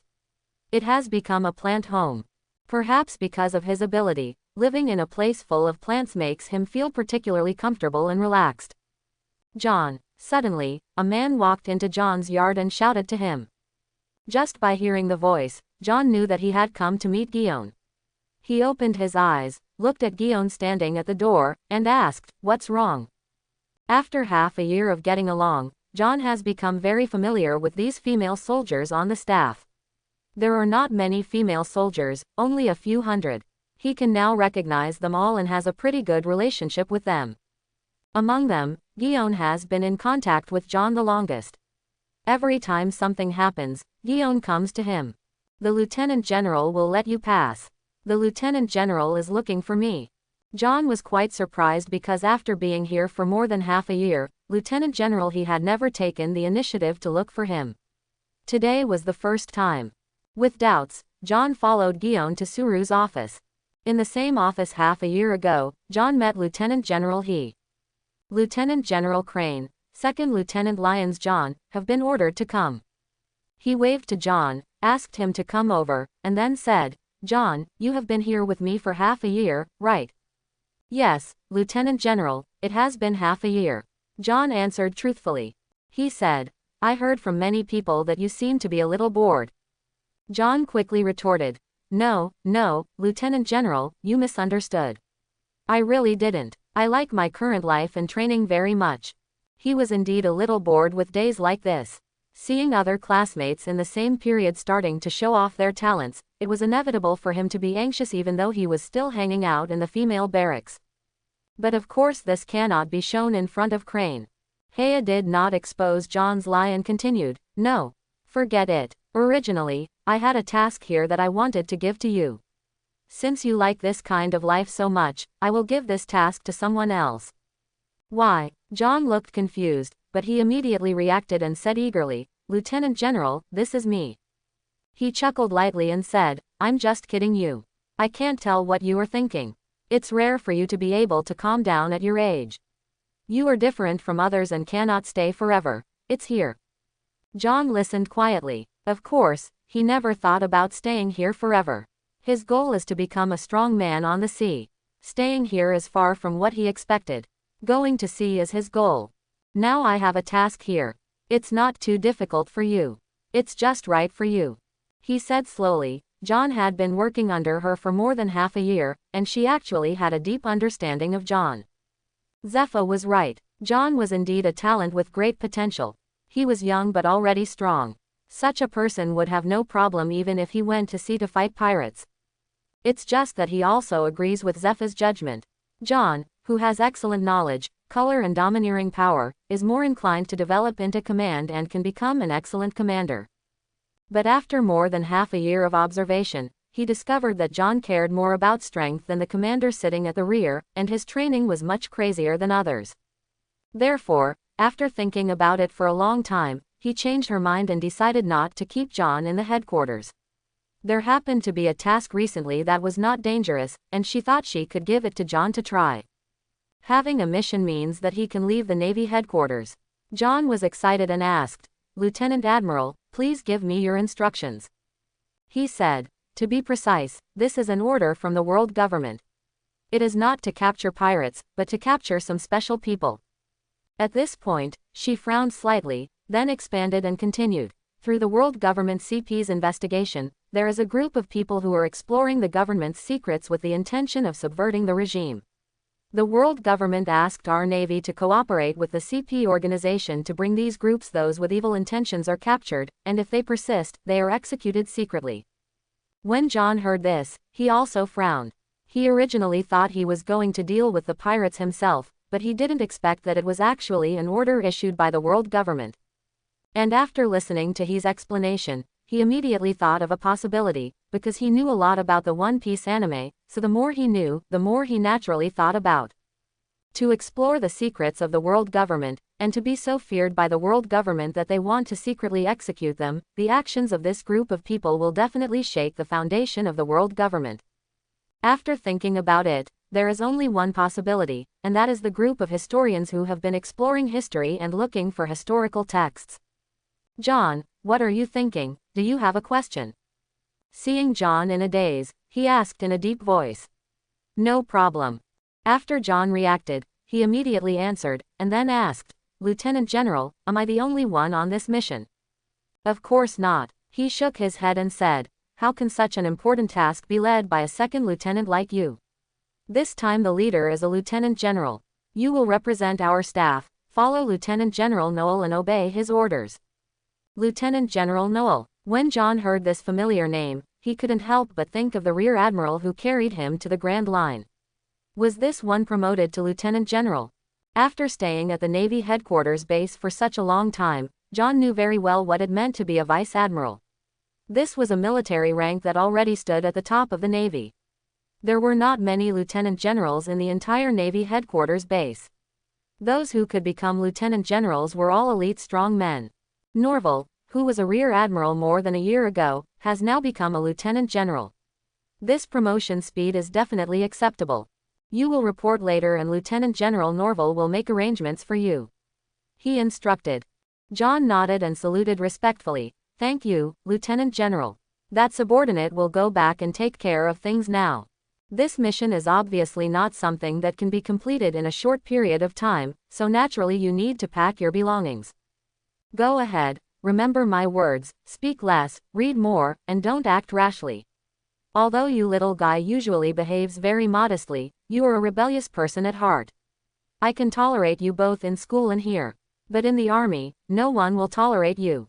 After you go out, think twice before you act, do you understand?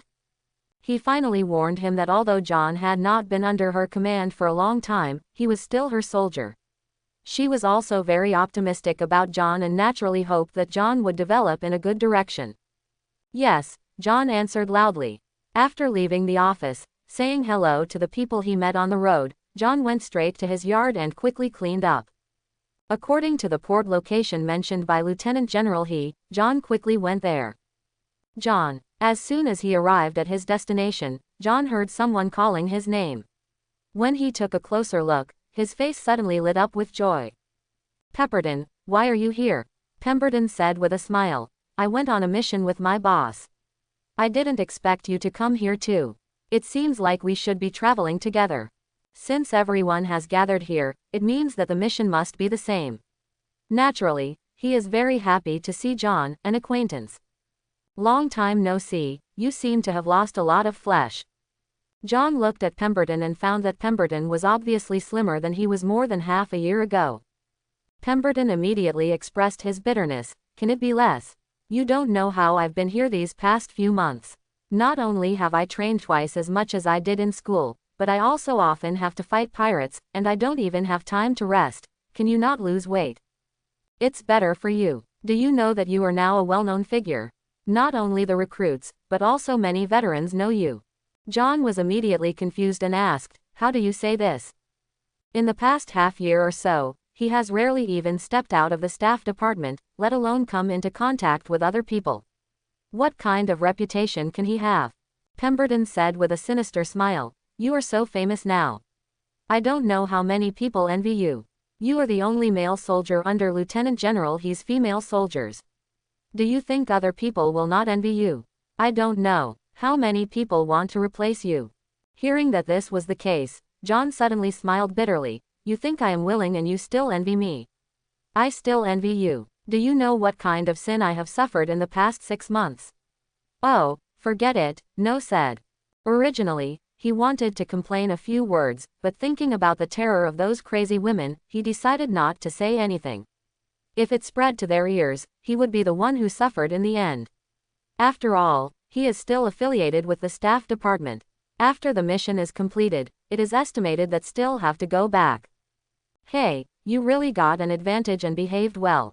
Pemberton didn't believe it. He was one of the people who envied John. Although he was not interested in others, he was very interested in women. He was already in his early 30s and had no wife yet. He could not miss women or not be interested. Well, okay, let's talk about this mission. It seems there are a lot of people. John changed the subject and asked. Pemberton whispered. This is an order issued by the world government. The leader is the Lieutenant General. I heard that many people are involved. John remained silent. The Lieutenant General personally took action, so the meaning was naturally different.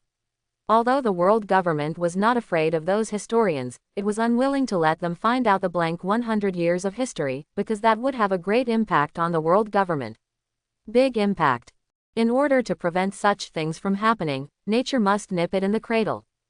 With the warships led by the Vice Admiral and the CP's intelligence, it should be easy to deal with some unarmed historians.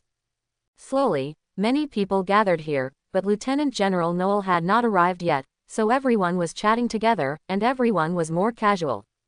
Hey, isn't this John who is diving into women? Looking at your face full of peach blossoms, you must be very happy these past 6 months, right? An annoying voice sounded. John frowned, turned around and saw waiters walking over with a mocking look on his face. I asked who was talking. It turned out to be a wild dog barking. What happened to the dog owner? He actually let the dog escape. John counterattacked unceremoniously. He was only unhappy with waiters. This guy liked to cause trouble for him when he was in school. Unexpectedly, he still hasn't gotten rid of this problem after graduation. Naturally, he won't get used to it. John, do you want to die? Vitus's face became very ugly, because he had eaten the devil fruit in the wolf form of the dog fruit, so when he heard John criticizing why, he became extremely angry. John rolled his eyes and said, I didn't scold you, why do you always like to take the role of yourself? Also, if you want to kill me, your little ability is not enough. Waiters looked ruthless. You are a loser who only hides behind women. If you change your place, I can crush your bones into pieces. John said coldly, no need to change places, it's right here. Come on, show off your words. If you have the guts, fight now to see who is the loser. He is really not afraid of fighting with Vitus here. No matter what, he is now Lieutenant General He's man, and he is one of the top leaders of the Navy. If there is a fight, he guarantees that he will not suffer. Vitus's face became even more gloomy. Although he screamed fiercely, it didn't mean that he really had the courage to start a fight here. He knew the military discipline of the Navy very well. He didn't want to get into trouble, so he could only shout angrily and walk to beside. This guy is really a coward. Pemberton smiled happily. He had a very good relationship with John, so naturally he was unhappy with Waiters. We haven't seen each other for half a year, and this guy has actually been promoted to lieutenant. He's really hardworking. When Waiters graduated, like John, he was a second lieutenant in the Navy. Half a year later, he was promoted to 1 level, and his speed was no longer slow. Didn't you also get promoted to second lieutenant? You're no worse than him. John said with a smile.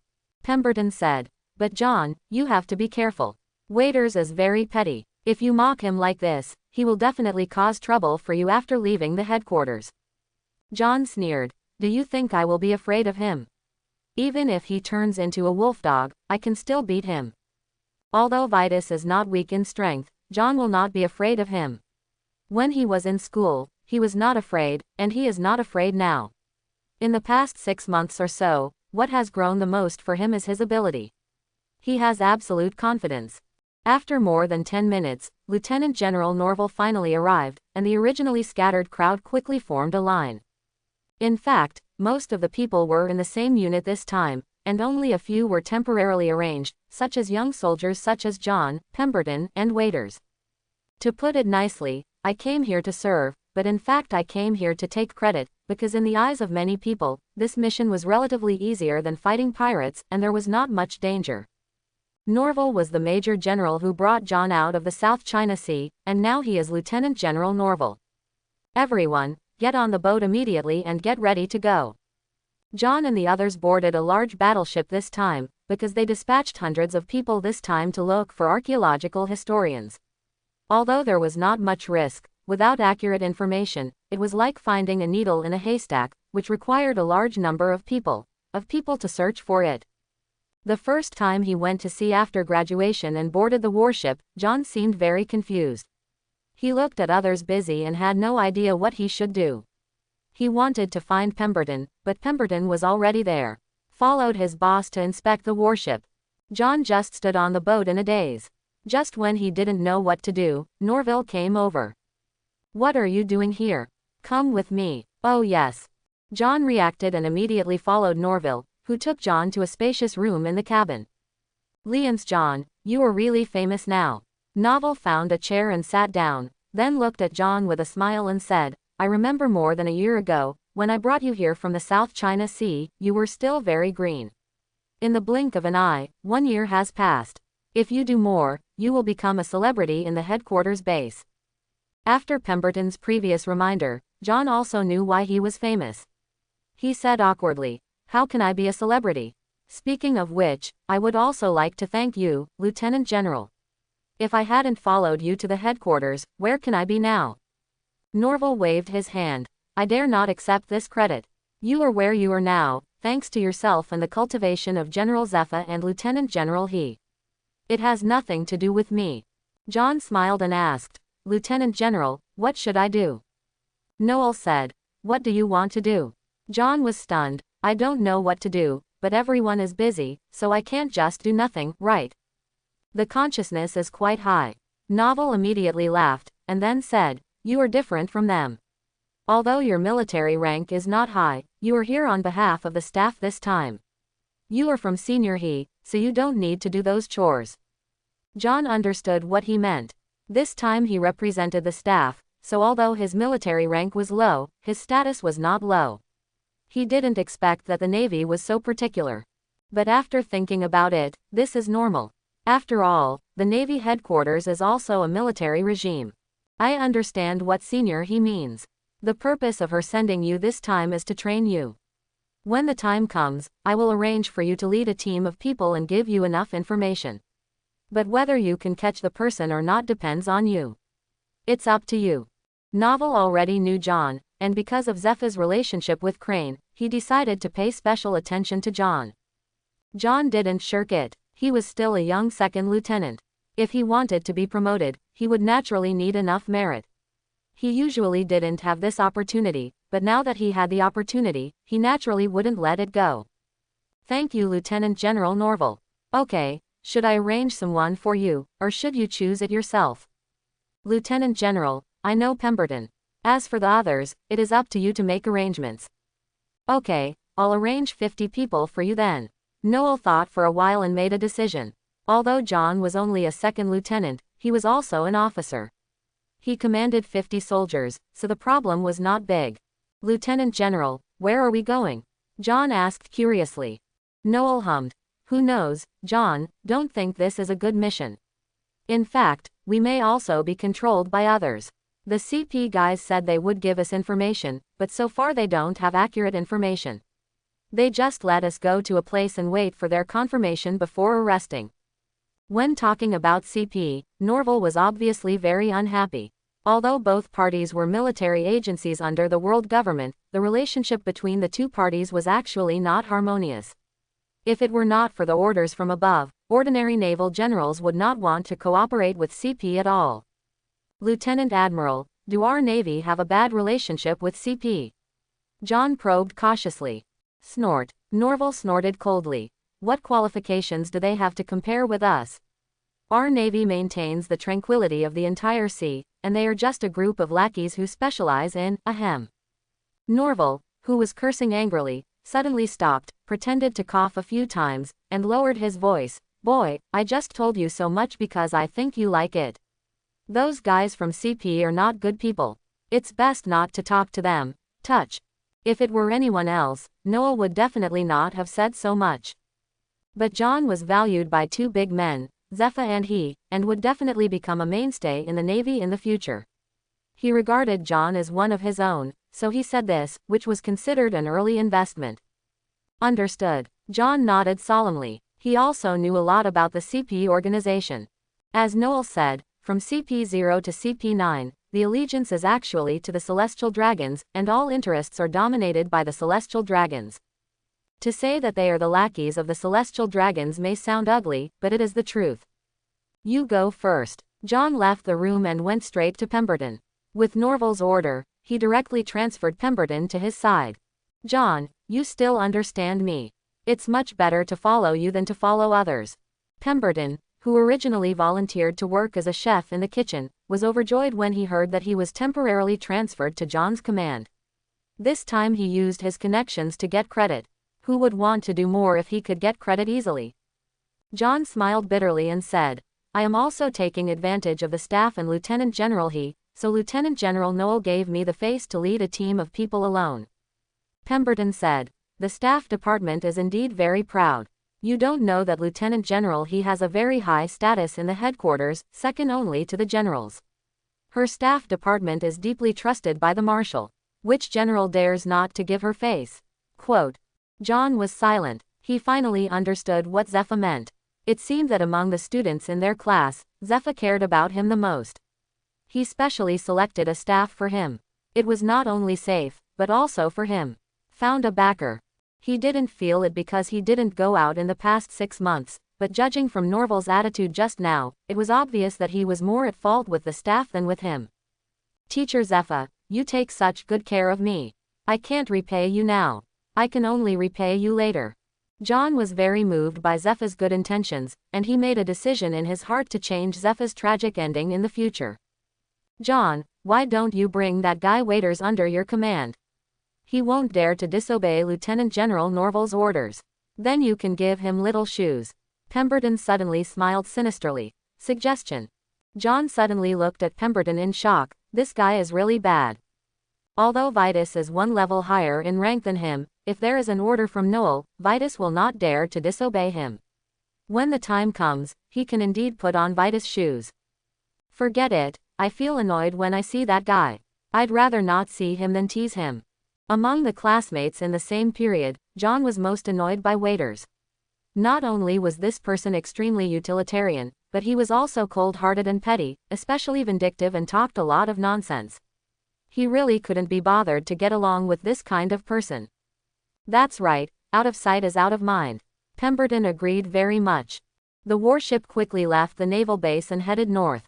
When such a large warship sails, pirates who are not blind will basically take a detour. Therefore, John and the others did not encounter any pirates who were not afraid of death. They arrived on the third day. Destination. The warship stopped at an island, which was the address that CP's intelligence officer told Noel. John followed Noel and soon saw several men in suits. Lieutenant General Noel, this is Spangdine from CP9. One of them, a middle-aged man in his 30s, with long curly hair and a Chinese character face, said to Noel with a smile. Noel looked calm and asked straight to the point, has the target been determined? Spangdine replied, according to our investigation, this group of historians is not one group, but scattered into several groups. We did not collect information on everyone, but only arrested some people, but more people they have been hiding, and it is certain that there is a hiding place for them on this island. Then what do you want us to do? Norval asked. Spangdine said, we don't have enough manpower and need the help of your navy. The easiest way to catch them is to surround the island. Novel was shocked. Surround the entire island? Are you kidding me? There are hundreds of us, how can we surround it? Although this island is not a giant island country, it is not small either. It is simply impossible for hundreds of people to surround an island. Spangdine said, there is no need to surround the entire island. We have been chasing them for a long time, found clues, and roughly determined their location. The purpose of surrounding the island is not to allow anyone to escape, but to capture them all. Quote. Norval frowned, thought for a while, and then said, the order I received is to cooperate with you. Now that you have a plan, execute it according to your plan. If you can't catch anyone, it's none of our business. Quote. In terms of status, even the commander-in-chief of CP9 is about the same as a vice admiral. Spangdine is not yet the commander-in-chief of CP9, so he is still relatively humble when facing Noel. Spangdine said harshly, those guys are just a bunch of trash with little strength. If it weren't for the purpose of catching them all, there would be no need to go to so much trouble. After all, the gap between CP9 and CP0 is still very big. If it were CP0, I am afraid that all these historians would have been caught long ago, but CP9 is not that efficient. Firstly, it is because they are not strong enough. Secondly, not enough people. The characteristic of the spy agency is that it has a small number of personnel and does not need to be very strong. The main thing is intelligence capabilities. Therefore, except for CP0, several other CP organizations will ask the Navy, which has the largest maritime power, for help when they encounter trouble. We have initially identified a town where those people are most likely hiding. I have sent people to monitor it. Now we will go there immediately and we will definitely be able to catch them all. Speaking of this, Spangdine looked excited. This was the first time he had led his team to do such an important thing. It is said that the current commander of CP9 will be transferred to CP0 soon, and the position of commander will be vacant by then. In order to compete for the commander-in-chief of CP9, Spangdine made many connections and spent a lot of money. This mission was very critical because it was personally assigned by Wulaushing. If he could successfully complete the task this time, he would be very close to that location. This was also the biggest reason why he couldn't catch the group of historians in his desperate attempt. Okay, let's go, you take the lead. Norwell did not hesitate, leaving almost half of the people behind, and asked them to guard various ports according to Spandane's plan, and then led the large army and left with Spandane. John followed, looking curiously at Spangdine. This was a character who had appeared in the plot. It seemed that O'Hara's demon-slaying order was because of him, and he was also the Spangdine who was later defeated by the Straw Hat Pirates. Dam's father. Did this guy start investigating historians so early? Halfway through, Spangdine's phone suddenly rang. After he answered the call, he heard something that made him angry and crazy. What? Let the people you were staring at run away. Trash, what do you do for food? I let you stare at them, but you actually let them run away. They are all a bunch of trash. Seeing Spangdine jumping up and down in anger, Noel asked, Spandine, what's going on? Spandine's face was gloomy. Those suspected targets suddenly escaped. All escaped? Norville asked. The details are not clear, because we don't have all the information about those people. We are still waiting for you to come over. We were planning to wait for you to come over and catch them all, but we didn't expect that they took advantage of them. Although Spangdine was very angry, he still explained to Norville. In fact, he was helpless. If he didn't have only a few dozen people under his command, and he was afraid that they would be scattered and fled after taking action, he would not ask for help from the Navy at all. He didn't want to let anyone go, so he enlisted the Navy, because based on what he knew, there seemed to be several groups of these archaeologists, adding up to more than 100 people. Once they were all caught, it would be a very big achievement. There are a lot of them. Norville grasped the key point keenly. At this point, Spangdine can only tell the truth. According to our investigation, there are hundreds of these historians, divided into several teams. It seems that they have gathered here because of some important discovery this time. No wonder. Norville was quite surprised. Before coming, he had not expected that there would be so many people. Take us there quickly. After realizing the seriousness of the matter, Noel did not dare to delay and immediately urged Spangdine. John also heard the conversation between Spangdine and Novel, and he was also very surprised. It sounds like not all of these historians are unarmed, otherwise people like Spangdine would have taken action long ago. A team of more than 100 people is not a small number. But if you think about it carefully, O'Hara, as the place with the most scholars and archaeologists in the world, has been passed down for many years, and it seems that it is not difficult to send a team of hundreds of people to explore historical texts. The large force quickly arrived at the location Spangdine said, but they were already late because their surveillance targets had all fled. Where did they escape to? Spandine shouted angrily at his subordinates. Those people fled in scattered directions. After we took action, we only caught a few people. Trash, they are all a bunch of trash. Where are the people who were caught? Did they find out anything? A total of 8 people were captured, 5 of them were killed for resisting, and 3 others were tortured. Don't talk nonsense, just tell me what I want to know. There are 5 archaeological teams in total. They have discovered our tracking and are now spreading out, preparing to ferry away from the island. Fortunately, I was well prepared and guarded all the ports. After Spangdine got angry, he looked at Noel. Lieutenant General Noel, we don't have enough manpower, we need to ask you to take action. Norville nodded and said, I can let people chase them, but the problem is, we don't know those people.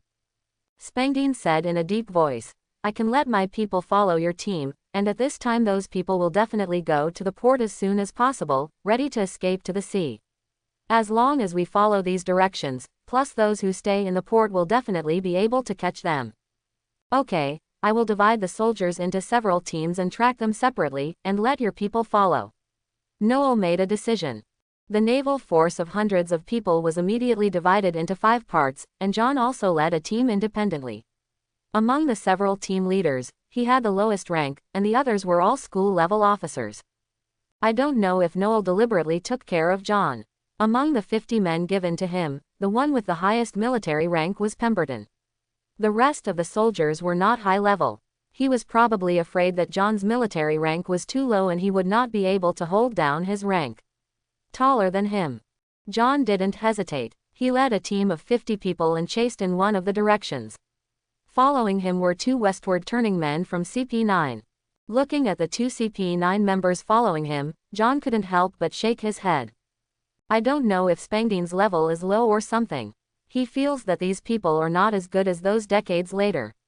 After tracking for so long, he doesn't even know the specific situation of the target, and he doesn't know what happened, investigating. I'm pretty good at finding people. John didn't expect the CP9 intelligence officers to help him.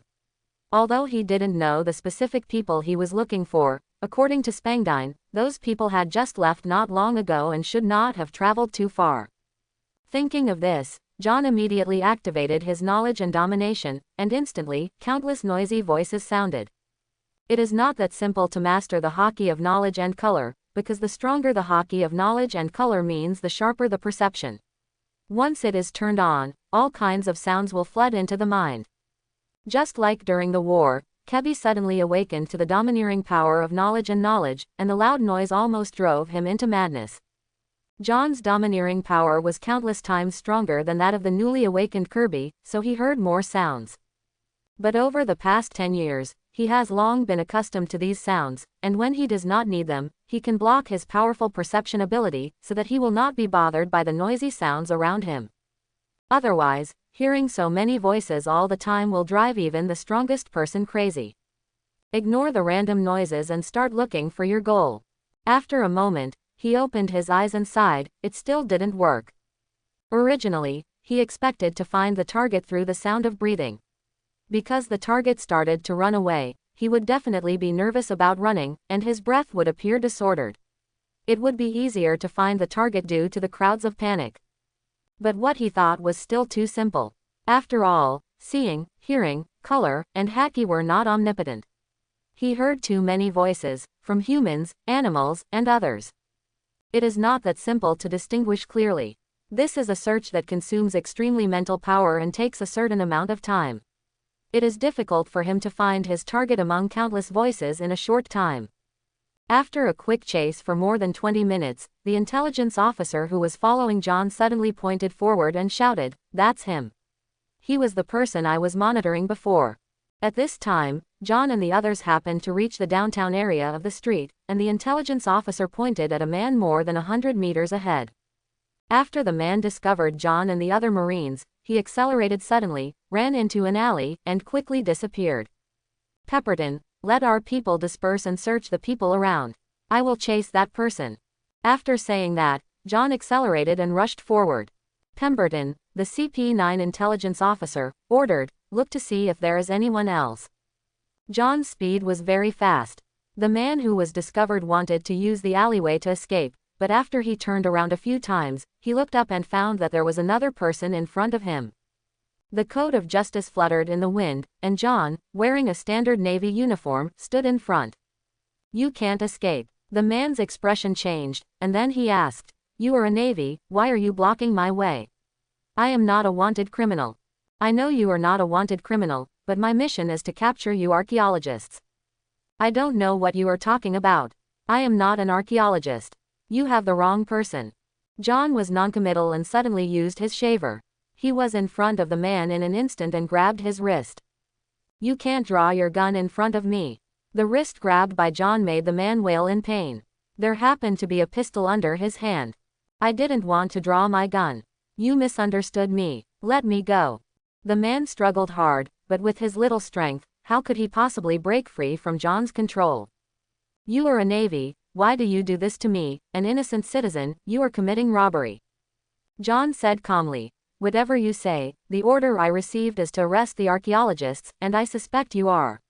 If you are really innocent, you should cooperate with our Navy's investigation, and you will receive a fair verdict, instead of resisting like this." The man yelled angrily, "You are just a group of executioners. Any fair judgment can only deceive those ignorant people." "Tisk, look, isn't this just asking for trouble?"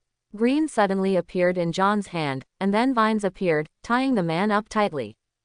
"If you have any grievances or dissatisfaction with me, you will have the opportunity to complain. Of course, the premise is that you are still alive." After saying that, John shook his head slightly. He didn't think that this person could survive if he fell into the hands of CP9. Not to mention that he was an archaeologist. Even if he wasn't, those people would probably make the mistake. "Let me go, let me go." The man was still struggling fiercely, but the rattan was extremely tough, so he couldn't break free. Soon, Pemberton came over with a few soldiers, and John said, "I will leave this person to you." The man who had been struggling before suddenly stopped struggling after seeing Pemberton and the others, as if he had accepted his fate. Pemberton asked someone to control the man and told John, "Our people have spread out to search, but have not found other targets. The two men are still leading them to continue searching. John frowned slightly. He remembered Spangdine saying that the historians on the archaeological team were divided into several teams. Each team had many people and its own ships. It was impossible to capture just one person. And no one else was found. There is only one possibility. John walked up to the man, looked at him, and suddenly said, "You did it on purpose." The man stared at John fiercely and said nothing. John didn't care and continued, "If I'm not wrong, you should let us find out on purpose." "Why did you let us find out on purpose?" "After thinking about it, there is only one possibility, and that is to cover the escape of other companions."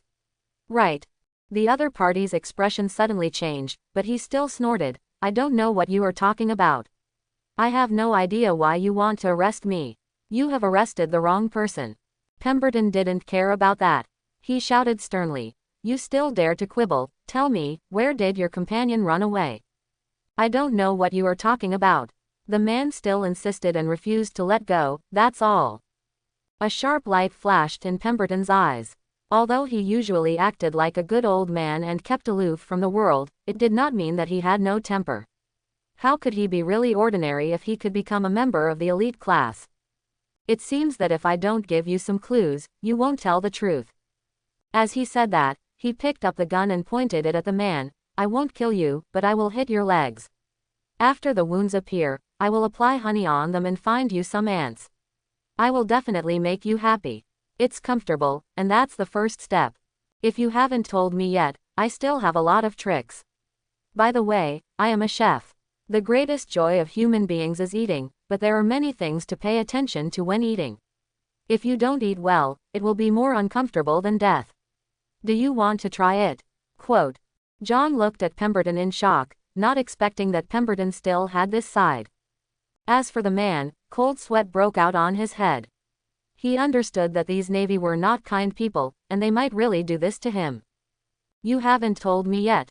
Seeing that the man didn't speak, Pemberton suddenly smiled sinisterly. Not to mention, he looked really bluffing. "Since you won't tell me, I'll let you have a taste now. Anyway, as long as you don't die." But that man was also a tough guy. Even though he was scared, he still didn't speak. Just when Pemberton was about to take action, John spoke, "Okay, leave it to me." Pemberton looked shocked. "John, do you still know how to interrogate?" He knew that John was from the non-A branch, but because of his age, he didn't think that John knew those cruel interrogation methods, so he just took the initiative to speak. John rolled his eyes. Seriously speaking, his interrogation methods were definitely more terrifying than Pemberton's.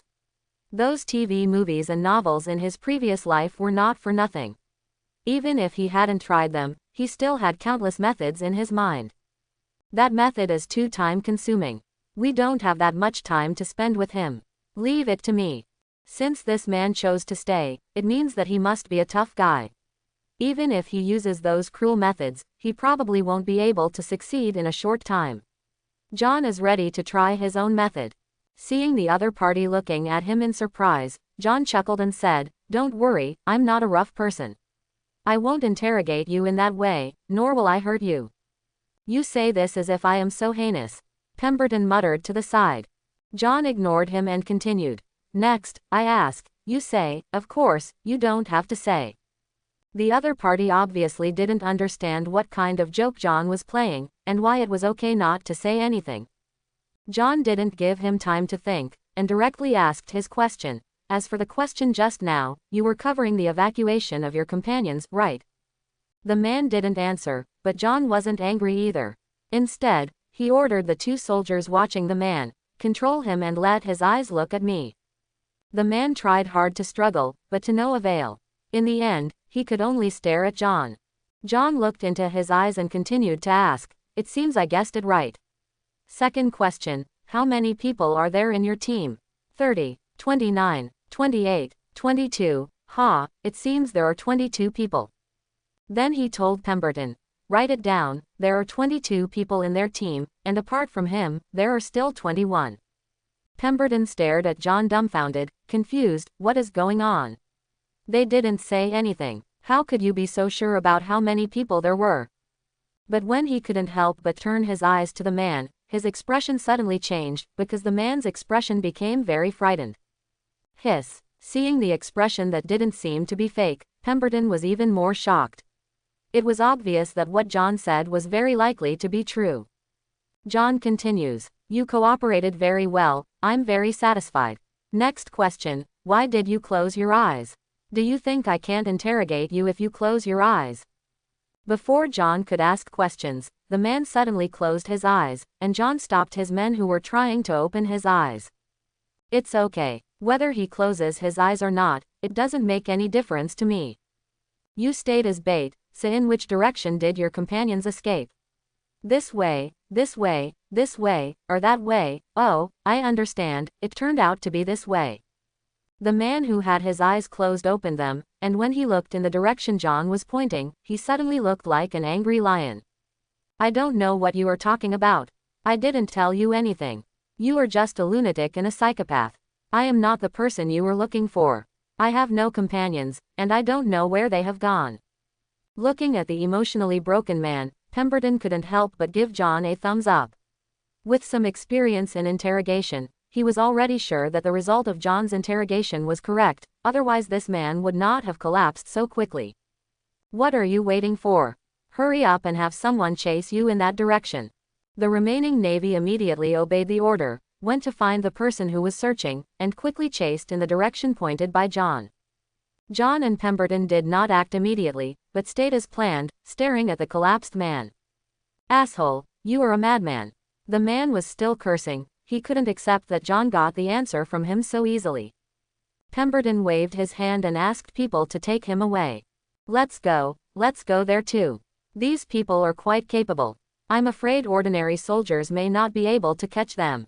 Judging from the reaction of the man just now, he is not an ordinary person. His physical fitness is almost as good as that of a first-class soldier in the Navy. It's normal when you think about it. Being an archaeologist is not an easy job. Not to mention traveling over mountains and ridges, you also have to travel and work hard for a long time. Without a certain level of physical fitness, you definitely won't be able to handle it. In addition, they have to evade the pursuit of the world government. Even if not all scholars have the strength, most of them must have a certain ability to protect themselves. Obviously, these historians have been searching for historical texts for more than a day or two, and may have been going on for a long time. Obviously, they all know who their opponents are, so they can avoid being hunted by the regular intelligence agency CP9. John, what happened to you just now? The man didn't do anything. How did you determine it through his eyes? No, his eyes were closed later. Is that an expression? Pemberton was very curious as to what John had used to make the judgment. Although it was just a few simple sentences, he knew the interrogation and knew that it was definitely not the key. John must have used some means. This wasn't really a secret, and Pemberton had a very good relationship with him, so John didn't hide it. You should know that I possess the hockey of seeing and hearing. This hockey is not as simple as you think. It can not only detect the number and strength of targets, but also sense the emotions and thinking of living creatures. Just now, I used the dialogue to sense his emotional changes and heartbeat through the power of knowledge. When I told him the correct answer, his heartbeat accelerated significantly and his mood also changed. That's how I determined the answer. Hiss, is the domineering power of seeing and hearing color so powerful? It is simply invincible. Who can lie in front of you from now on? Pemberton looked amazed and envious. He was originally envious of John's domineering power, but now he was even more jealous after hearing it. John shook his head. It's not as easy as you think, and hockey is not invincible either. I just asked some simple questions. If you want to know more, it won't work. And it won't work when you meet someone who is determined, or who lies without showing his face, or tells lies with open eyes, especially when facing strong people. Those people are determined people, and they want to use domineering to sense their emotions, and thinking, very difficult. Quote, having possessed the power of knowledge and color for more than 10 years, John has become very familiar with this kind of power and has tested various abilities. It is easy to identify whether ordinary people are lying, but it is not possible when facing a strong person. For example, when facing Zephyr, John cannot sense his emotional changes at all, and he will not detect them unless Zephyr loses his mind. But it is no exaggeration to say that with this level of knowledge and domineering, there are many positions suitable for John. Even if he does not have strong strength, he still has a place in the Navy. John and the others quickly caught up with the large army, but they failed to find the target and could only continue to search. Pemberton, you take them and continue the search, while I go look for it by myself. John gave an order to Pemberton, and then the two separated. Because he possesses powerful hockey, the role of one person is not less efficient than theirs. After separation, the two sides separated along the forked road, and John moved forward quickly alone. From the fact that the person stayed as bait before, it can be determined that the rest of the people must be fleeing quickly. The island is so big. Now that these people have discovered that the Navy is searching, what they want to do most is naturally to leave the island. After all, there are not just a few of them. If there are just a few of them, they can stay and hide. But with so many people, they all know each other before. Once a key person is caught, the other people's information will definitely be leaked, and it is not safe to hide. Spangdine said before that there are 5 archaeological teams in total, and this team should be one of them. It will not be easily dispersed, so John specifically targeted the teams with large numbers of people. John was very fast and searched all the way. When he reached the edge of the island, he still didn't find the target. This surprised him. After thinking for a while, he turned back and continued searching in another direction. I don't know what happened to Waggle. He must have been caught by the Navy in order to cover us. In a forest to the west of the island, there is a group of people running quickly. They are one of the teams of archaeologists that the world government wants to arrest. They number about 20. The group of people were all tired and out of breath after running all the way, so they decided to stop for a while and take a rest. After resting, everyone couldn't help but think of their previous companions who tried to distract the Navy, and one of them couldn't help but talk about it sadly. A young man in his 30s stood up and said excitedly, "Now is not the time to be decadent. Waggle sacrificed himself just to allow us to escape. We must not let him down. We must continue to search for other histories. The text will find out the hidden true history and give an explanation to the world." Yes, the captain is right, we cannot let Waggle down. The rather decadent people slowly regained their spirits. As archaeologists and historians, they had traveled to too many places and their willpower had been tempered and they would not be knocked down by such a blow. The world government prevents us from finding historical texts, which shows that history must have had a great influence on them. This can be guessed based on the history we know. Now they have sent out the CP organization and the Navy to catch us all and prevent us from continuing to search. But the purpose of our lives is to complete history. Many of our companions have been brutally murdered. But because of this, that's why we can't give up, otherwise we will be sorry for those ancestors who sacrificed their lives. The young man who spoke before was probably the leader and captain of this archaeological team, and his words were unanimously approved by the others. We will leave after a while. When we came, the ship did not stop at the port, but on the western shore. As long as we get on the ship, we can leave the island. I hope others can leave safely. Quote. Okay, yeah, most of the people here are archaeological and historical scholars from O'Hara. Although they don't have much power and are very arrogant, it has to be said that these people also have something worthy of respect. They knew clearly that they had been targeted by the giant world government, but they still didn't give up. They still worked hard to complete history and find historical texts. This belief made them no longer afraid of death. After resting for a while, these people hurried on again.